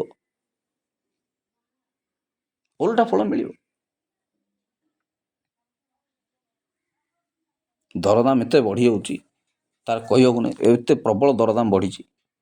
ମୁଁ କାଲି ପରଦିନ ଖବରକାଗଜ ଦେଖୁଥିଲି, ଧରିତ୍ରୀରେ ନା ସମାଜ, ଧରିତ୍ରୀରେ ବୋଧେ, ବିଭିନ୍ନ ପ୍ରକାର ବ୍ୟବସାୟ, ସେବା କାର୍ଯ୍ୟ, ସେବା ମାନେ ସେବା ବୃତ୍ତି, ଏଇ ଯେଉଁ ସର୍ଭିସ୍, ବିଭିନ୍ନ ସର୍ଭିସ୍, ହୋଟେଲ ବ୍ୟବସାୟ, ବ୍ୟାଙ୍କ, ସବୁ ଜିନିଷ, ଏତେ ଡିଟେଲ୍ସ ତ ପଡ଼ିନି। ସବୁ ମାନ୍ଦା। ଜୁଲାଇରୁ ଟିକେ କିଛି ପରିମାଣରେ ତାର ପାଣି ଚିରେଇ ଯିବଲା ଭଳି ଅବସ୍ଥା ହେଇଛି। ସେ ବ୍ୟବସାୟ, ସେବା ବୃତ୍ତି ସବୁ ଡଲାର ତୁଳନାରେ, ଡଲାର ତ ଏବେ ଖସି 96 ପାଖାପାଖି ପଳେଇଥିଲା। 96 ଟଙ୍କା ଗୋଟେ ଡଲାର ହେଇଥିଲା। ଏବେ କମି 90, 5, 43, 53, 14 ଏମିତି ସବୁ ହେଉଛି। ଧରିତ୍ରୀ ପେପର ସବୁ ଗୁଡ଼ା ବାହାରେ। ଡଲାର ଏକ ତୁଳନାରେ ଟଙ୍କାର, ରୁପିସ୍ର, ଟଙ୍କାର ମୂଲ୍ୟ। ଏମିତି ପରିସ୍ଥିତିରେ ଫରେନ୍ ବିଦେଶୀ ମୁଦ୍ରା ସବୁ ସରିବାକୁ ବସି, ଇତ୍ୟାଦି ସବୁ କଥା ଚାଲିଛି। ଆମେ ସବୁ ଦେଖୁଛନ୍ତି, ଜାଣୁଛନ୍ତି, କ'ଣ ବୁଝୁଛନ୍ତି? ଆମେ ସବୁ ସାଧାରଣ ଲୋକ ମୋବାଇଲ ଖଣ୍ଡ ଜାଣିଲେ ବଡ଼ କଥା। ମୁଁ ତ ସେଇଥିପାଇଁ କବିତାରେ ଲେଖୁଥିଲି, ଫେସବୁକ୍ରେ ପୋଏମ୍ରେ ସବୁ ଲେଖେ, ବ୍ୟଙ୍ଗ କବିତା ଭଳି କରିକିରି। ମୁଁ କରେନି, ସେଇଟା ଈଶ୍ୱରଙ୍କର ସବୁ ଦାନ, ଈଶ୍ୱରଙ୍କର ବରଦାନ। ମୁଁ କିଛି ଲେଖୁନି, ମୁଁ କିଛି କରୁନି, ମୁଁ କିଛି ନୁହଁ, ମୁଁ ଛାର ମାତ୍ର। ସବୁ ଈଶ୍ୱରଙ୍କର ସେ ଇଚ୍ଛା, ସେ ଭାବନା, ତାଙ୍କର ପ୍ରତିଟି ଭାବନା, ପ୍ରତିଟି ଶବ୍ଦ ଈଶ୍ୱରଙ୍କ, ଏ ଚେତନାରେ ଯେଉଁ ଆସୁଛି, ଭାବନାରେ ଯେଉଁ ଆସୁଛି, ସବୁ ଈଶ୍ୱରଙ୍କର ହିଁ ଦାନ। ସିଏ କହୁଛନ୍ତି, ସିଏ କରୁଛନ୍ତି, କରାଉଥାଏ ସିଏ, ତା ଭିନ୍ନ ଅନ୍ୟ ଗତି ନାହିଁ। ମାଠିଆକି ପଚାରିବ କୁମ୍ଭାରକୁ, ତମେ କାହିଁକି ଏମିତି କରୁଛ? ତାର ଯାହା ଇଚ୍ଛା ସେ କରିପାରିବ। ସେ ଯାହା ଇଚ୍ଛା କରନ୍ତି ତାହା କରନ୍ତି। ସେଥିରେ प्रश्न କରିବାର सवाल करने का कोई बात ही नहीं उठती, सवाल ही नहीं उठता। सवाल करने का कोई सवाल नहीं उठता। प्रश्न କରିବାର ପ୍ରଶ୍ନ ହିଁ ନାହିଁ। ସେ ଯାହା ଇଚ୍ଛା ତାହା କରିପାରିବେ। ସେ ଈଶ୍ୱର, ସାର୍ବଭୌମ ଈଶ୍ୱର, ସର୍ବଜଗତର ଈଶ୍ୱର ସେ। ତେଣୁ ସେ ମୁଁ ଯାହା କହୁଛି କି ଆପଣ ଯାହା ଶୁଣୁଛନ୍ତି, କିଏ ଡାଟା ମାଧ୍ୟମରେ ସବୁ ଶୁଣୁଛନ୍ତି, ଫେସବୁକ୍ ୟୁଟ୍ୟୁବ୍ ମାଧ୍ୟମରେ, ମୋର 3-4ଟା ଲାଗି ଚ୍ୟାନେଲ୍ ଅଛି। ମୁଁ ଦେଖୁଥାଉଛି ୱାଚ୍ ଟାଇମ୍ ଗୁଡ଼ା ସବୁ କଟି ହିଁ ଯାଉଛି। ୱାଚ୍ ଟାଇମ୍ ଗୁଡ଼ା ସବୁ କଟି 2 ଦିନ ଥାଉଛି, 1 ଘଣ୍ଟା 1.5 ଘଣ୍ଟା 1 ପଏଣ୍ଟ 2 ପଏଣ୍ଟ ଥାଉଛି, ପୁଣି କଟି ଯାଉଛି, କମି ଯାଉଛି। କିଏ ତ ୟୁଜୁଆଲି ଦେଖୁଛନ୍ତି ନ ଦେଖୁଛନ୍ତି ମୁଁ ଜାଣିନି, ସେ ୱାଚ୍ ଟାଇମ୍ ଗୁଡ଼ା ବି ସରିଯାଉଛି ସବୁ, ତା ମନକୁ କଟି ଯାଉଛି। ତାର ଆଲଗୋରିଦମ୍ ସବୁ ଅଛି ୟୁଟ୍ୟୁବ୍ରେ, ସେ ସବୁ ହେଉଛି ସେମିତି। ଆଉ ୟୁଟ୍ୟୁବ୍ କେତେ କରିକି 3-4 ବର୍ଷ ହେଲାଣି, ମୁଁ ଆଉ କିଛି ଦେଖୁନାହିଁ, ସେଗୁଡ଼ା ଚାଲିଛି ସେମିତି ପଡ଼ିଛି। କିଏ କ'ଣ ଶୁଣୁଛି ନ ଶୁଣୁଛି ମୁଁ ଜାଣିନାହିଁ। କିନ୍ତୁ ମୁଁ ତ ଏବେ ଫେସବୁକ୍ରେ ୟୁଟ୍ୟୁବ୍ ଛାଡ଼ିକି ଫେସବୁକ୍ରେ ପକାଇବା ଆରମ୍ଭ କରିଛି। ଲାଷ୍ଟ ଗୋଟେ ଭିଡ଼ିଓ ମୁଁ କରିଥିଲି 10-12 ମିନିଟ୍ର, ପଲିଟିକାଲ୍ ଇସ୍ୟୁସ୍ ଗୁଡ଼ା ଟିକେ ମୁଁ ହାଇଲାଇଟ୍ କରିକି କହିଥିଲି। ଆଜି ଟିକେ ମୋରାଲ୍ କଥା କହିବି ବୋଲି ଭାବିଲି, କହୁଛି। ପ୍ରାୟ 40-42 ମିନିଟ୍ ହେଇଗଲାଣି, ଆଉ ବେଶୀ ଲମ୍ବେଇବାନି। ତେବେ ଏଇଟା ବୁଝିବା ଦରକାର ଆମେ ଯେ ଭାରତୀୟ ଜାତି, ଭାରତୀୟ ଲୋକେ ହିଁ ଭାରି କପଟି, ଭାରି ଧର୍ମଭୀରୁ ଲୋକମାନେ, ଧର୍ମକୁ ମାନିବା ଲୋକମାନେ, ଧର୍ମର ସବୁ ଜିନିଷ ବୁଝିଛନ୍ତି, କିନ୍ତୁ ସରଳତା ଏମାନଙ୍କ ପାଖରେ ନାହିଁ।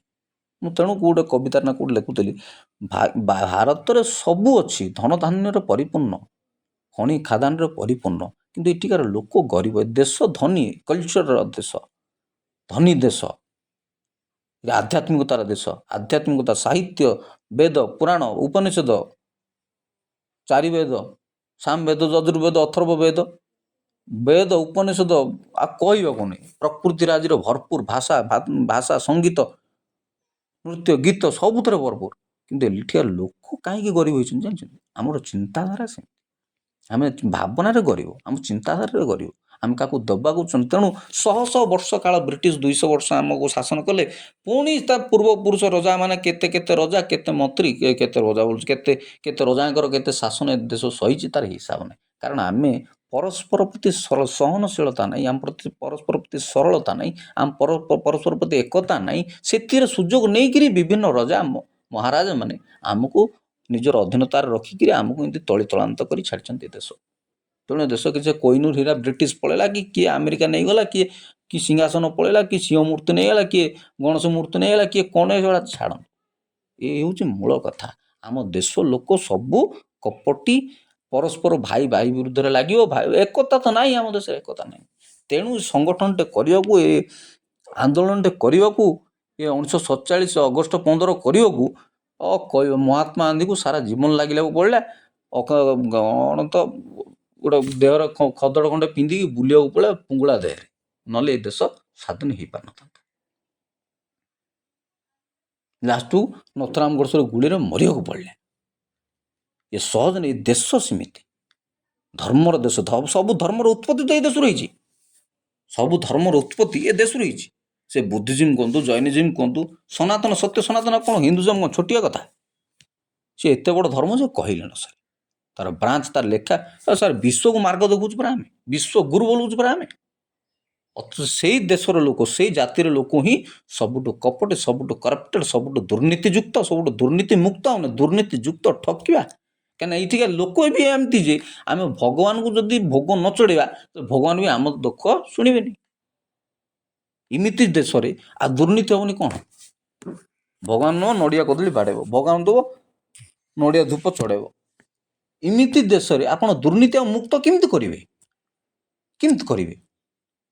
ଭଗବାନଙ୍କୁ ଆପଣ ଦେବାକୁ ପଡ଼ିବ, କଦଳୀ ଚଢ଼େଇବାକୁ ପଡ଼ିବ, ନଡ଼ିଆ ଚଢ଼େଇବାକୁ ପଡ଼ିବ, ଚଦର ଚଢ଼େଇବାକୁ ପଡ଼ିବ, ଦକ୍ଷିଣା ଦେବାକୁ ପଡ଼ିବ। ସବୁ ଜିନିଷ ଗୋଟେ ଭାୟା ମିଡ଼ିଆ ହେଇକି ସବୁ ଆସିବ। ଭାୟା ମିଡ଼ିଆ ହେଇକି ତ ଦୁର୍ନୀତି କେମିତି ହେବନି? ଦୁର୍ନୀତି ହଟିବ କେମିତି ଏ ଦେଶରୁ? ସେଇ କଲଚର, ସେଇ କନସସ୍, ସେଇ ଭର୍ଚସ୍ର ଲୋକ ଆମେ ସବୁ। ତେଣୁ ଦୁର୍ନୀତି ରହିବ। ଦୁର୍ନୀତି ଆମ ରକ୍ତରେ ଅଛି। ଦୁର୍ନୀତି ଆମ ରକ୍ତରେ ଅଛି। ଖାଲି ଧର୍ମ ନାଁରେ ତ ବାଡ଼ିଆ ପିଟା ହେଉଛୁ ଆମେ। ଧର୍ମ ନାଁରେ ବାଡ଼ିଆ ପିଟା, ସେ ହିନ୍ଦୁ, ସେ ମୁସଲମାନ, ସେ ଖ୍ରୀଷ୍ଟିଆନ, ଏମିତି ବାଡ଼ିଆ ପିଟା ଚାଲିଛି। ସମୟ ଥିଲା ଆମେ ତାଙ୍କ ଦ୍ୱାରା ପ୍ରଭାବିତ ହେଲେ। ଏବେ ରଥଯାତ୍ରା ହେଉଛି ଆମେରିକା, ରଥଯାତ୍ରା ହେଉଛି କାନାଡ଼ାରେ ରଥଯାତ୍ରା ହେଉଛି ହେଲା, ଆମ ଦ୍ୱାରା ସିଏ ଇନ୍ସପାୟାର ହେଉଛନ୍ତି, ଆମ ଦ୍ୱାରା ସିଏ ଅନୁସରଣ କରୁଛନ୍ତି, ଆମ ଧର୍ମ ସିଏ ଗ୍ରହଣ କରୁଛନ୍ତି, ତାଙ୍କ ଧର୍ମ ଆମେ ଏଠି ପ୍ରଭାବିତ ହେଉଛନ୍ତି, ଆମେ ଏଠି ଖ୍ରୀଷ୍ଟିଆନ ଲୋକ ଆପ୍ରିସିଏଟ୍ କରୁଛନ୍ତି, ଖ୍ରୀଷ୍ଟିଆନ ଲୋକ ଗ୍ରହଣ କରୁଛନ୍ତି, ହେବା ଲୋକ ହେଉଛି ଯାହାକୁ ଯେଉଁଟା ଭଲ ଲାଗିଲା, ସିଆଡ଼େ ଧୋତି ପିନ୍ଧୁଛନ୍ତି, ଆମେ ଇଆଡ଼େ ଜିନ୍ ପ୍ୟାଣ୍ଟ ପିନ୍ଧୁଛନ୍ତି, ଆମେ ଇଆଡ଼େ ପିଜ୍ଜା ବର୍ଗର ଖାଉଛନ୍ତି, ମାଣ୍ଡିଆ ଚୁଗୁଳି ଖାଉଛନ୍ତି, ଗୋଟେ ବିଚିତ୍ର ହେଉଛି ଜିନିଷଟା। ଆମକୁ ତାଙ୍କର ଭଲ, ତାଙ୍କର ଆମକୁ ଭଲ ଲାଗୁଛି। ଏଭଳିଆ ଦେଶ କେଉଁଠି ଅଛି ନା? ଭାରତ ଭଳି ଦେଶ କେଉଁଠି ଅଛି? ଆମ ଭିତରେ ଦୁର୍ନୀତି ଅନୀତି ଥିବା ହେତୁ ଏ ଦେଶ ଏମିତି ତଳିତଳାନ୍ତ ହେଇଛି। ଦେଶ ସରକାରମାନଙ୍କର ଯେତିକି ଦୋଷ ନାହିଁ, ଜନସାଧାରଣ, ମୁଁ ତେଣୁ କହିବା ରାଜନୀତି ରଟା କାଟିଦି ହେଉଛି ଜନୀତି। ଜନୀତି ମାନେ ଜନନୀତି। ଆମ ଦେଶର ଜନନୀତି ବା ଲୋକନୀତିଟା ବଡ଼ ବିଜାରିଆ, ସେଥିପାଇଁ ବର୍ବାଦ ହେଇକି ଆମେ ଅଛୁ। ଜନସାଧାରଣଙ୍କ ମେଣ୍ଟାଲିଟି, ମାନସିକତା, ଚିନ୍ତାଧାରା ବଡ଼ ବର୍ବାଦ କରି ରଖିଛନ୍ତି ସେଟା। ଇଏ ହେଉଛି ମୂଳ କଥା। ତେଣୁ ଶିକ୍ଷା ବଢ଼ିଛି, ଶିକ୍ଷା ବଢ଼ିନି କି? ଶିକ୍ଷା ବଢ଼ିଛି। ଯାଆନ୍ତୁ କଟକ ଭୁବନେଶ୍ୱର ବ୍ରହ୍ମପୁର, ଏଇ ଅଞ୍ଚଳ ତ ଆଉ ଏ ଗଜପତି, ଏ କନ୍ଧମାଳ ସବୁ ବଦଳି ଯାଉଛି, ସବୁ ବଦଳି ଯାଉଛି। ଶିକ୍ଷା ବଢ଼ିଛି, ସମୟ ବଦଳୁଛି, ସଂସ୍କାର ବଦଳୁଛି, ସଚେତନତା ବଦଳୁଛି, ସବୁ ବଦଳି ଚାଲିଛି, ମାନସିକତା ବଦଳୁନି। 28ଟା ଜିଲ୍ଲାରେ ବର୍ଷା ହେଲା ବେଳକୁ ନବରଙ୍ଗପୁର, ଗଜପତିରେ ବର୍ଷା ହେଉନି। କ'ଣ ପାଇଁ ହେଉନି? ଏତେ ସବୁ କାରଣ। 28ଟା ଜିଲ୍ଲାରେ ଭୁବନେଶ୍ୱରରେ ବନ୍ୟା ଭାସିଲା ବେଳକୁ ହେଲା, ମହେନ୍ଦ୍ରଗଡ଼ରେ ତ ବର୍ଷା ହେଉନି।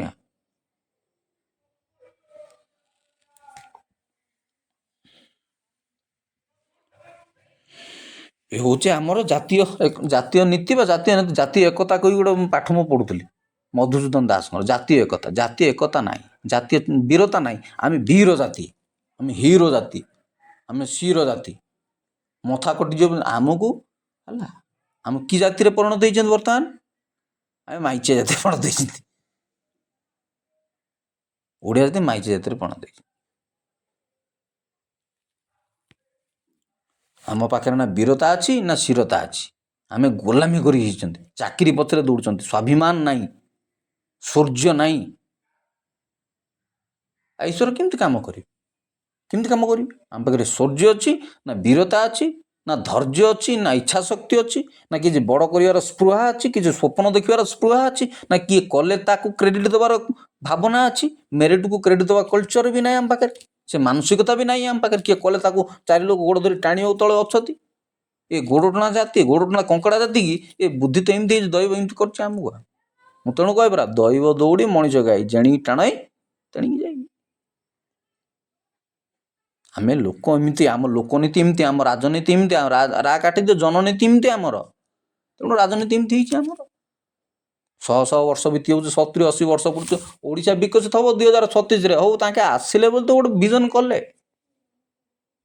ଯେ ଥିଲା ସେ କି ଭିଜନ କରୁଥିଲା କି? ଯେ ଥିଲା ସେ କି ଭିଜନ କରୁଥିଲା? ବେଗ ସହିତ ବାଣ୍ଟୁଥିଲା। ଆଉ ବେଗ ନଥିଲା, ବେଗଟା ବି ଲୋକ ନେବେ ଗା।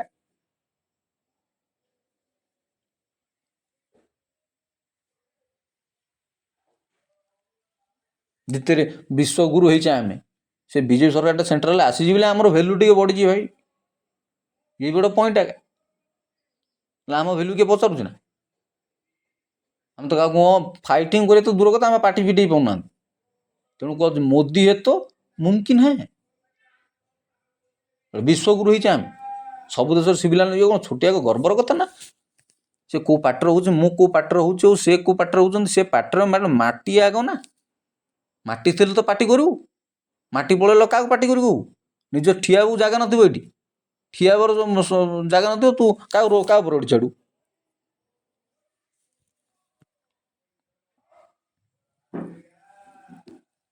ତେଣୁ ଆମେ ବୁଝିବା ଦରକାର, ଜାତି ବୁଝିବା ଦରକାର, ସବୁ ବୁଝିବା ଦରକାର। ହେଲେ ହୁଏ ବୋଧେ ହୁଏ କିଛିଟା ପରିବର୍ତ୍ତନ ହେବ। ଲୋକ ଗୋଟା ଆମର ଏତେ ନିଚ ମାନସିକତାର ଲୋକମାନେ ସବୁ ଅଛନ୍ତି, କହିଲେ ନ ସରେ। ମୁଁ ସେଥିପାଇଁ କହୁଛି ସୋସିଆଲ ଆନିମାଲ, ସାମାଜିକ ପଶୁ। ମଣିଷ ହେଉଛି ସାମାଜିକ ପଶୁ, ଏକଥା ଆରିଷ୍ଟଟଲ କହିଛନ୍ତି।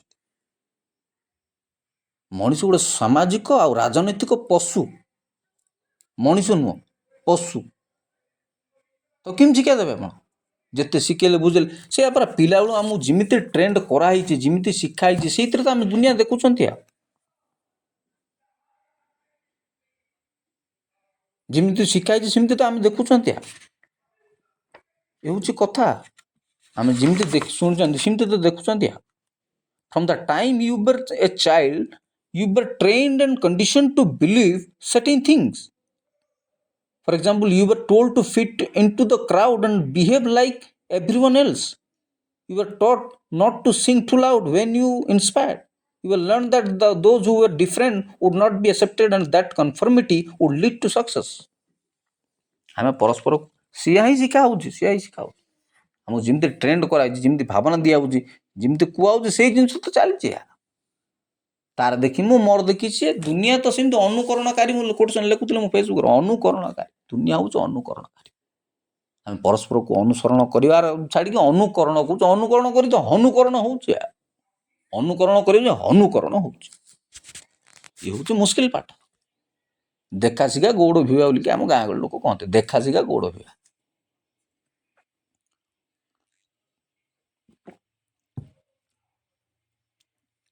ହେଉଛି କଥା। ହଉ, ଭାବୁଛି ଲୋକ ସୁଧରିବେ, ବଦଳିବେ। ଇଏ ବି ମୋର ଗୋଟେ ତପସ୍ୟା, ଇଏ ବି ମୋର ଗୋଟେ ସାଧନା। ମୁଁ ଲୋକଙ୍କୁ କହିବି, ବୁଝେଇବି, ଚାଲିଛି ମୋର ଗୋଟେ ତପସ୍ୟା। କହନ୍ତିନି କି ଭାଲୁ ଲାଙ୍ଗୁଡ଼ ଧରିଲା ଭଳି କାମ ଏଗୁଡ଼ା। ଭାଲୁ ଲାଙ୍ଗୁଡ଼ ଧରିକିରି ଚାଲେ, ଭାଲୁ କାମୁଡ଼ିବନି ତା କ'ଣ? ଭାଲୁ କାମୁଡ଼ିକି ଆମକୁ କ୍ଷତି ବିକ୍ଷତ କରିବ। ତଥାପି କାମ ଚାଲିଛି, ଗୋଟେ ପେସା ଚାଲିଛି। କିଛି ନ ପାଇକି ବି ବହୁତ କିଛି ଦେବାର ସ୍ପୃହା ରଖୁଛି। ଇଏ ବି ଗୋଟେ ଦେଶ ସେବା। ଲୋକ କହନ୍ତିନି କି ଗୋଟେ ଭାବନା, ଗୋଟେ ଚିନ୍ତା, ଗୋଟେ ଅନୁଚିନ୍ତା, ଗୋଟେ ଚିନ୍ତାଧାରା, ଗୋଟେ ବିଚାରଧାରା ଲୋକଙ୍କ ପାଖରେ ପହଞ୍ଚିବ, ଗୋଟେ ଦେଶ ସେବା। ଖାଲି ନଳିଗୁଡ଼ି ଧରିକିରି ଦେଶ ସୀମାରେ ରହିକିରି ଫୁଟେଇବାଟା ଦେଶ ସେବା ନୁହଁ। ଚାଷୀ ବୁଣୁଛି, କାଟୁଛି, ରହୁଛି, ଦଉଛି, ସେ ଗୋଟା ହିଁ ଦେଶ ସେବା ନୁହଁ। ଶିକ୍ଷକ ପାଠ, ତାଠୁ ବଡ଼ ସେବା କ'ଣ ଅଛି? ଲୋକଙ୍କୁ ମୁଁ ଶିଖଉଛି, ବୁଝଉଛି, ଦେଶ, ଏଇଟା ତ ସବୁଠୁ ବଡ଼ ଦେଶ ସେବା, ଦେଶଭକ୍ତି। ଏଇ ଗୋଟେ ଅନୁଚିନ୍ତା, ମୋ ନିଜର ଭାବନା ଲୋକମାନଙ୍କ ରଖୁଛି, ସେୟାର କରୁଛି। ୟାଠୁ ଗୋଟେ ଦେଶଭକ୍ତି, ୟାଠୁ ଗୋଟେ ଦେଶ ସେବା କ'ଣ ଅଛି? ଯେତେ ଲୋକ ବଦଳିବେ ସେତେ ଦୁନିଆ ବଦଳିବ। ଯେତେ ଲୋକ ଶୁଣିବେ ସେତେ ଲୋକ ବୁଝିବେ। ଯେତେ ଲୋକ ବୁଝିବେ ସେତେ ଦିମାଗ ବଦଳିବ ଲୋକଙ୍କର। ଲୋକଙ୍କୁ ବଦଳେଇବା, ବୁଝେଇବା, କହି କହୁଥାଏ, ଆଉ ନିଜେ ପଢ଼ି ଅନ୍ୟକୁ ପଢ଼ା, ତେବେ ଦେଶ ଯାଇ ହୋଇବ ଗଢ଼ା। ନିଜେ ପଢ଼ି ଅନ୍ୟ ପଢ଼ଉଛି, ଯେତେ ନିଜେ ପଢ଼ି ଅନ୍ୟକୁ ବୁଝଉଛି, ଏଇ ତ ଦେଶ ବଦଳିବାର। ତେଣୁ ତ ନିଜେ ବଦଳି ଯାଅ, ଦେଶ ବଦଳିଯିବ। ଶିକ୍ଷା ଚେଞ୍ଜେସ୍ ଆଣିବାର ଶିକ୍ଷା ଗୋଟେ ଅସ୍ତ୍ର। ଶିକ୍ଷାଠୁ ଗୋଟେ ଅସ୍ତ୍ର ଆଉ କିଛି ଅଛି?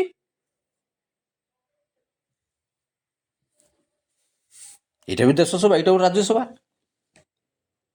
ଏଇଟା ବି ବିଧାନସଭା। କ'ଣ? ଏଇଟା ବି ଲୋକସେବା। ଭାବନା କରିବା, କହିବା, ଏ କ'ଣ ଛୋଟିଆ କଥା? କେତେ ଭାବିବାକୁ ପଡ଼େ, କେତେ ପରିକଳ୍ପନା କରିବାକୁ ପଡ଼େ, କେତେ ଜିନିଷ ବୁଝିବାକୁ ପଡ଼େ। ଜଣେ 10 ମିନିଟ୍ କହୁଛି ବୋଲେ ଭାବନ୍ତୁ ସିଏ 10ଟା ବହି ସରେଇଥିବ। ଯିଏ 50 ମିନିଟ୍ କହୁଛି ମାନେ ସିଏ 500 ବହି ସରେଇଥିବ। ନହେଲେ ଏମିତି କହିପାରିବ କେମିତି? ହଉ, ବହୁତ କହିଦେଇଛି। ପୁଣି ଆଉ ଥରେ କହୁଛି, ଆମେ ହେଉଛନ୍ତି ପରସ୍ପର ଗୋଟେ ଫ୍ୟାମିଲି, ଗୋଟେ ଇନଭିଜିବଲ୍ ଲେଭେଲରେ। ଆମେ we are all connected in invisible way. ତେଣୁ ପରସ୍ପରକୁ ସାହାଯ୍ୟ କରିବା, ସହଯୋଗ କରିବା।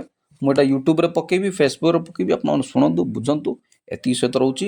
ବହୁତ ବହୁତ ବହୁତ ବହୁତ ଧନ୍ୟବାଦ। ଯଦି ଭୁଲ ଭାଲ ହେଇଥିବ, ଭାଇ ଭାବି, ପୁଅ ଭାବି କ୍ଷମା କରିବେ, ସାଙ୍ଗ ଭାବି କ୍ଷମା କରିବେ। କେଉଁ ଅନେକ କଥା କହି ହେଇଯାଏ। It's also work of spirit. It's also work of spirit. ସବୁ ଜିନିଷ ଗୋଟେ ଆତ୍ମ ଦ୍ୱାରା ଚାଲିଛି। ମଶାଟେ ବି ଘୁରୁଛି ମୋ ଚାରିପାଖେ, ସେଇଟା ବି ଆତ୍ମର କାମ। ବିନା ସ୍ପିରିଟ୍ରୁ କିଛି ତିଆରି ହେଇନି। Everything created from spirit. ସବୁ ଜିନିଷ ସ୍ପିରିଟ୍ରୁ ତିଆରି ହେଇଛି, ଆତ୍ମାରୁ ତିଆରି ହେଇଛି। ଆପଣ ଭାବନ୍ତୁନି କୌଣସି ଜିନିଷ ଏମିତି ମନକୁ ମନ ହେଉଛି, ତା ମନକୁ ମନ ଯନ୍ତ୍ରବତ୍ ହେବା ଜିନିଷ କିଛି ନାହିଁ। ଏଭ୍ରିଥିଂ ୱାର୍ଲଡରେ ଯାହା ଆପଣ ଦେଖୁଛନ୍ତି, ଦୁନିଆ ଯାହା ଦେଖୁଛନ୍ତି, ସବୁ ଜିନିଷ ଉର୍ଜାରୁ ତିଆରି। ଉର୍ଜାର ଦ ସ୍ପିରିଟ୍। ଆଉ ଶକ୍ତିର କ୍ଷୟ ନାହିଁ, ଶକ୍ତିର ନୂଆ ନାହିଁ, ତିଆରି ନାହିଁ। ସବୁ ଜିନିଷ ସ୍ପିରିଟ୍, ଶକ୍ତି, ସବୁ ଜିନିଷ ସେ ଏନର୍ଜି, ଉର୍ଜା, ଗୋଟେ ଫର୍ମରେ ଆଉ ଗୋଟେ ଫର୍ମ ଟ୍ରାନ୍ସଫର୍ମ। ଯଦି ମଣିଷ ମରୁଛି, ତାର ପୁଣି ଆତ୍ମା ପୁଣି ଅଛି ନା ନାହିଁ? ଏତେ ଧର୍ମ ପୂଜା କରୁଛନ୍ତି, ଏତେ ପୂଜା ପାଠ କରୁଛନ୍ତି। ଦେଶ ତ ଭାରତ ଦେଶ ତ ଧର୍ମର ଦେଶ, ପୂଜାର ଦେଶ। ସବୁ ଜିନିଷ ସ୍ପିରିଟ୍ରେ ଚାଲେ। ମୁଁ କହୁଛି, ଆପଣ ଶୁଣୁଛନ୍ତି, ଏଭ୍ରିଥିଂ ଈଶ୍ୱରଙ୍କ ପରିକଳ୍ପନା। ଏସବୁ ଏ ମୋବାଇଲ ଫୋନଟା ଆସିନଥାନ୍ତା, ମୁଁ ଆପଣଙ୍କ ଆଗରେ କହିନଥାନ୍ତି। 1990-91ରେ ମୋବାଇଲ ଆସିଲା। ସେ ବି ଗୋଟେ ଏଡିଟୋରିଆଲ ପଢ଼ୁଥିଲି, ସମ୍ବାଦର ଗୋଟେ ଏଡିଟୋରିଆଲ ପଢ଼ୁଥିଲି। 90-91ରେ ମୋବାଇଲ ଆସିଲା, ନେଟ୍ ଆସିଲା। ନେଟ୍ର ଯୁଗ, କମ୍ପ୍ୟୁଟର ଯୁଗ। କମ୍ପ୍ୟୁଟର ତ ଆସିଲା 80-85ରୁ ଆସିଥିବ। ହେଉଛି କଥା। ସବୁ ଜିନିଷ ସ୍ପିରିଟ୍ରେ ଚାଲିଛି। World is spirit. ମଶାଟେ ବି ବୁଲିବନି ପୁରା, ପତ୍ରଟେ ବି ହଲିବନି ପୁରା। ଗଛର ବି ଆତ୍ମା ଅଛି। ଆପଣ ବିଶ୍ୱାସ କରନ୍ତୁ ନ କରନ୍ତୁ, ଗଛର ବି ଆତ୍ମା ଅଛି। ସେଦିନ ଡିମ୍ବୁରି ଗଛକୁ ଯୀଶୁ କହିଲେ ଶୁଖିଯା, ତୋର ଫଳ ନାହିଁ, ତୁ ମରିଯା। ଏବେ ରିଟର୍ନ ଆସି ଦେଖିଲା ବେଳକୁ ଗଛ ଶୁଖିଯାଇଛି। କଥାରେ କୋଉଟେ ଗପରେ ପଡ଼ିଛି ମୁଁ, ଗଛର ବି ଗୋଟେ ଆତ୍ମା ଅଛି। ଗଛ ବି କଥା କହିବ, ରହାରେ କାଠୁରିଆ ନ ପକା ହଣି ଶୁଣ କାନ ଦେଇ ଏ ଗଛ କାହାଣୀ। ଗଛର ବି ଆତ୍ମା ଅଛି। ଗଛର ଆତ୍ମା ତ ଅଛି। ଗଛ ବି ଆତ୍ମା ଅଛି। ଗଛ ବି କଥା ଶୁଣେ। ଗଛଠୁ ତ ସବୁ ଉର୍ଜା ଆସୁଛି, ଅକ୍ସିଜେନ ଉର୍ଜା କୋଉଠି ଆସୁଛି? ଗଛଠୁ ଉର୍ଜା ଅକ୍ସିଜେନ ସବୁ ଆଉ କୋଉଠି? ତାର ବି ଆତ୍ମା ଅଛି। ଆତ୍ମା ପଶୁର ବି ଆତ୍ମା ଅଛି। ଜ୍ଞାନ ସବୁ ଲେଖିଲେ ପଶୁର ବି ଆତ୍ମା ଅଛି। ପଶୁର ଯୋଉ ଆତ୍ମା ଯୋଉ ଅଧଗାମୀ, ମଣିଷର ଉର୍ଦ୍ଧ୍ୱଗାମୀ କିଏ ଜାଣେ? ହିତୋପଦେଶ ଉପଦେଶ ଲେଖିଲେ ସବୁ ସବୁ ଜିନିଷର ଆତ୍ମା ଅଛି। ଆତ୍ମା ଛଡ଼ା କିଛି ଚାଲିଛି କି? ମୁଁ କହୁଛି everything is been control by God. ସବୁ ଜିନିଷ ଈଶ୍ୱରଙ୍କ ଦ୍ୱାରା ପ୍ରେରିତ, ଈଶ୍ୱରଙ୍କ ଦ୍ୱାରା ପରିଚାଳିତ, ନିୟନ୍ତ୍ରଣ ଅଛି। ତେଣୁ ଆତ୍ମାରେ ହିଁ ସବୁ ଚାଲିଛି। ଗୁଡ୍ ସ୍ପିରିଟ୍ ବି ଅଛି, ଇଭିଲ୍ ସ୍ପିରିଟ୍ ବି ଅଛି। ସବୁ ଜିନିଷ ଆତ୍ମାରୁ ତ ତିଆରି। ସୃଷ୍ଟି ତିଆରି ହେଇଛି ଆତ୍ମାରୁ। ସୃଷ୍ଟି ତିଆରି ହେଇଛି ଆତ୍ମାରୁ। ସୃଷ୍ଟି ତିଆରି ହେଇଛି ଆତ୍ମାରୁ। ତେଣୁ ଆମର ବାଇବେଲ ପ୍ରଥମ କଥା ହେଲା, ସମଗ୍ର ପୃଥିବୀର ଜଳ ବ୍ୟାପିଥିଲା, ତା ଉପରେ ପୁଣି ଆତ୍ମା ବ୍ୟାପ୍ତ ଥିଲେ, ଆତ୍ମା ଅବସ୍ଥାନ କରୁଥିଲେ। ଆତ୍ମାରେ ତିଆରି, ଆତ୍ମାରେ ତ ସୃଷ୍ଟି। ଆଉ ଆତ୍ମାରେ ହିଁ ସବୁ ଚାଲିଛି। ସୃଷ୍ଟି ଚାଲିଛି। ପଞ୍ଚଭୂତ, ବାୟୁ ପାଣି ପବନ, ବାୟୁ ପାଣି ଆକାଶ ନିଆଁ ମାଟି, ପଞ୍ଚଭୂତରୁ ଯାହା ମୁଁ ଆଜି ଭାବୁଥିଲି ଘର ବୁଲି ଘଟଣା ଦଉଥିଲି, ଯାହା ଦେଖୁଛ ତମେ ଘରର ଇଟା ବାଲି ସିମେଣ୍ଟ ରଡ଼ ଡବା ଡବି ପ୍ୟାଣ୍ଟ ସାର୍ଟ ଥାଳି ଗିନା ଟେବୁଲ ଚୌକି ଜୋତା ପତ୍ର ଫ୍ୟାନ୍ କାଗଜ କରେଣ୍ଟ ଇଲେକ୍ଟ୍ରିସିଟି ଲୁହା ଗାଡ଼ି ହେଲମେଟ ବାଇକ୍ କାର୍ ସବୁ ଜିନିଷ ଆପଣ ଯାହା ଦେଖୁଛନ୍ତି ଏଭ୍ରିଥିଙ୍ଗ ପଞ୍ଚଭୂତରୁ ତିଆରି, ପଞ୍ଚଭୂତରେ ଲୀନ। ସବୁ ଜିନିଷ ସ୍ପିରିଟ୍ରୁ ହିଁ ତିଆରି ହେଉଛି, ଆତ୍ମାରୁ ତିଆରି ହେଉଛି, ଆତ୍ମାରେ ହିଁ ଲୀନ ହେଉଛି। ତେଣୁ ସେ କରାଉଥାଏ ମୁଇଁ, ମୋ ବିନୁ ଅନ୍ୟ ଗତି ନାହିଁ। ସବୁ ଜିନିଷ ତାଙ୍କ ଦ୍ୱାରା ହେଉଛି। ସେ ହିଁ କରୁଛନ୍ତି, ସେ ହିଁ ଚଲେଇଛନ୍ତି। ଆତ୍ମାର ସବୁ କାମ। ତେଣୁ ଆମେ ଭାବୁଛୁ ନା ଆମ ଇଚ୍ଛାରେ ସବୁ ଚାଲିଛି। ନାହିଁ। ତେଣୁ କୋଉ ଗୋଟେ କୋଟେସନ୍ ଲେଖୁଥିଲି ଫେସବୁକ୍ରେ, when you think that God can't rule, he overrule। ଆପଣ ଯେତେବେଳେ ଭାବୁଛନ୍ତି ଈଶ୍ୱର ରୁଲ୍ କରୁନାହାନ୍ତି, ସେତେବେଳେ ସେ ଓଭରରୁଲ୍ କରୁଛନ୍ତି। ଓଭରରୁଲ୍ ମାନେ ତା ଉପରେ ଆମେ ଭାବିବା ଆଗରୁ, ଆମେ ଚିନ୍ତା କରିବାରୁ ସେ ଭାବି ସାରିଥାନ୍ତି। ଆମେ ହେଉଛନ୍ତି ଗୋଟେ, ଆଜି ତ ହସ୍ତତନ୍ତ ଦିବସ, ଆମେ ଗୋଟେ କଣ୍ଢେଇ, ସେ ୟୁଟ୍ୟୁବ୍ ଓଡ଼ିଆରେ ଆସେନି ଗୋଟେ କାର୍ଯ୍ୟକ୍ରମ, କ'ଣ ତ ବିଷ୍ଣୁ ଶର୍ମାଙ୍କର, ସେ କ'ଣ କଣ୍ଢେଇ ନାଚ ନା କ'ଣ ଗୋଟେ କାର୍ଯ୍ୟକ୍ରମ ଆସେ, ପଞ୍ଚତନ୍ତ୍ର। ଆମେ ହେଉଛନ୍ତି କଣ୍ଢେଇ, ସେ ଆମକୁ ନଚଉଛନ୍ତି। ଆମେ ତାଙ୍କ ହସ୍ତରେ କଣ୍ଢେଇ, ସେ ନଚୁଛନ୍ତି, ଆମେ ନାଚୁଛନ୍ତି। ଡିରେକ୍ଟର ସେ, ଆମେ ଆକ୍ଟର। ତେଣୁ ତୁ କୁହ ଦୁନିଆକେ ରଙ୍ଗମଞ୍ଚ, ଆମେ ସମସ୍ତେ ଅଭିନେତ୍ରୀ ଅଭିନୟ କରି ଚାଲିବା କଥା।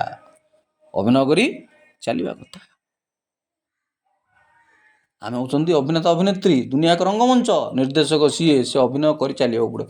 ଭଲ ବାପା ହେବେ ଗୋଟେ ଅଭିନୟ, ଭଲ ମା ହେବେ ଗୋଟେ ଅଭିନୟ, ସବୁ ତ ଅଭିନୟ। ମିଛ ଦୁନିଆରେ ଗୋଟିଏ ସତ, ସବୁ ଅଭିନୟ, ତୁଚ୍ଛା ଅଭିନୟ। ସେ ଆମ ଗୀତ, ଖ୍ରୀଷ୍ଟିଆନ ଗୋଟେ ଗୀତ ଅଛି, କ'ଣ ଗୀତ ମନେ ପଡ଼ୁନି ମୋର, କ'ଣ ସେ ଗୀତଟା, ଅଭିନୟ ତ ଖାଲି ତୁଚ୍ଛା ଅଭିନୟ, ସବୁ ଅଭିନୟ, ସତଟା ବି ଅଭିନୟ। तो सिद्धू पाजी आमर कहते कपिल शर्मा शो रे, पॉलिटिशियन जिंदगी भर एक्टिंग करते रहते हैं, पॉलिटिशियंस जिंदगी भर एक्टिंग करते रहते हैं। लोक से अभिनय, से सतटा को अभिनय सब बुझो किए से जान कि लोक छद्रम बोली आम गाँ गले बोले छद्रम कर गोटे छद्रम बोले छंद कर गोटे छद्रम गोटे एक्टिंग कर ड्रामा करना बोली पाले लोक गुड़ा आम सांग साथी गोटे थे प्लस टू बेलू सब कहते मत ड्रामा काढ़ना दीदी ड्रामा काढ़ना बोली हूँ कथा। तेणु सबू अभिनय सब अभिनय ही चलती दुनिया। हौ बहुत बहुत सब धन्यवाद। 60 मिनट पाखापाखि कहली, कौ बहुत भूल भाल क्षमा करेंगे। एति सहित रोचे बहुत बहुत धन्यवाद।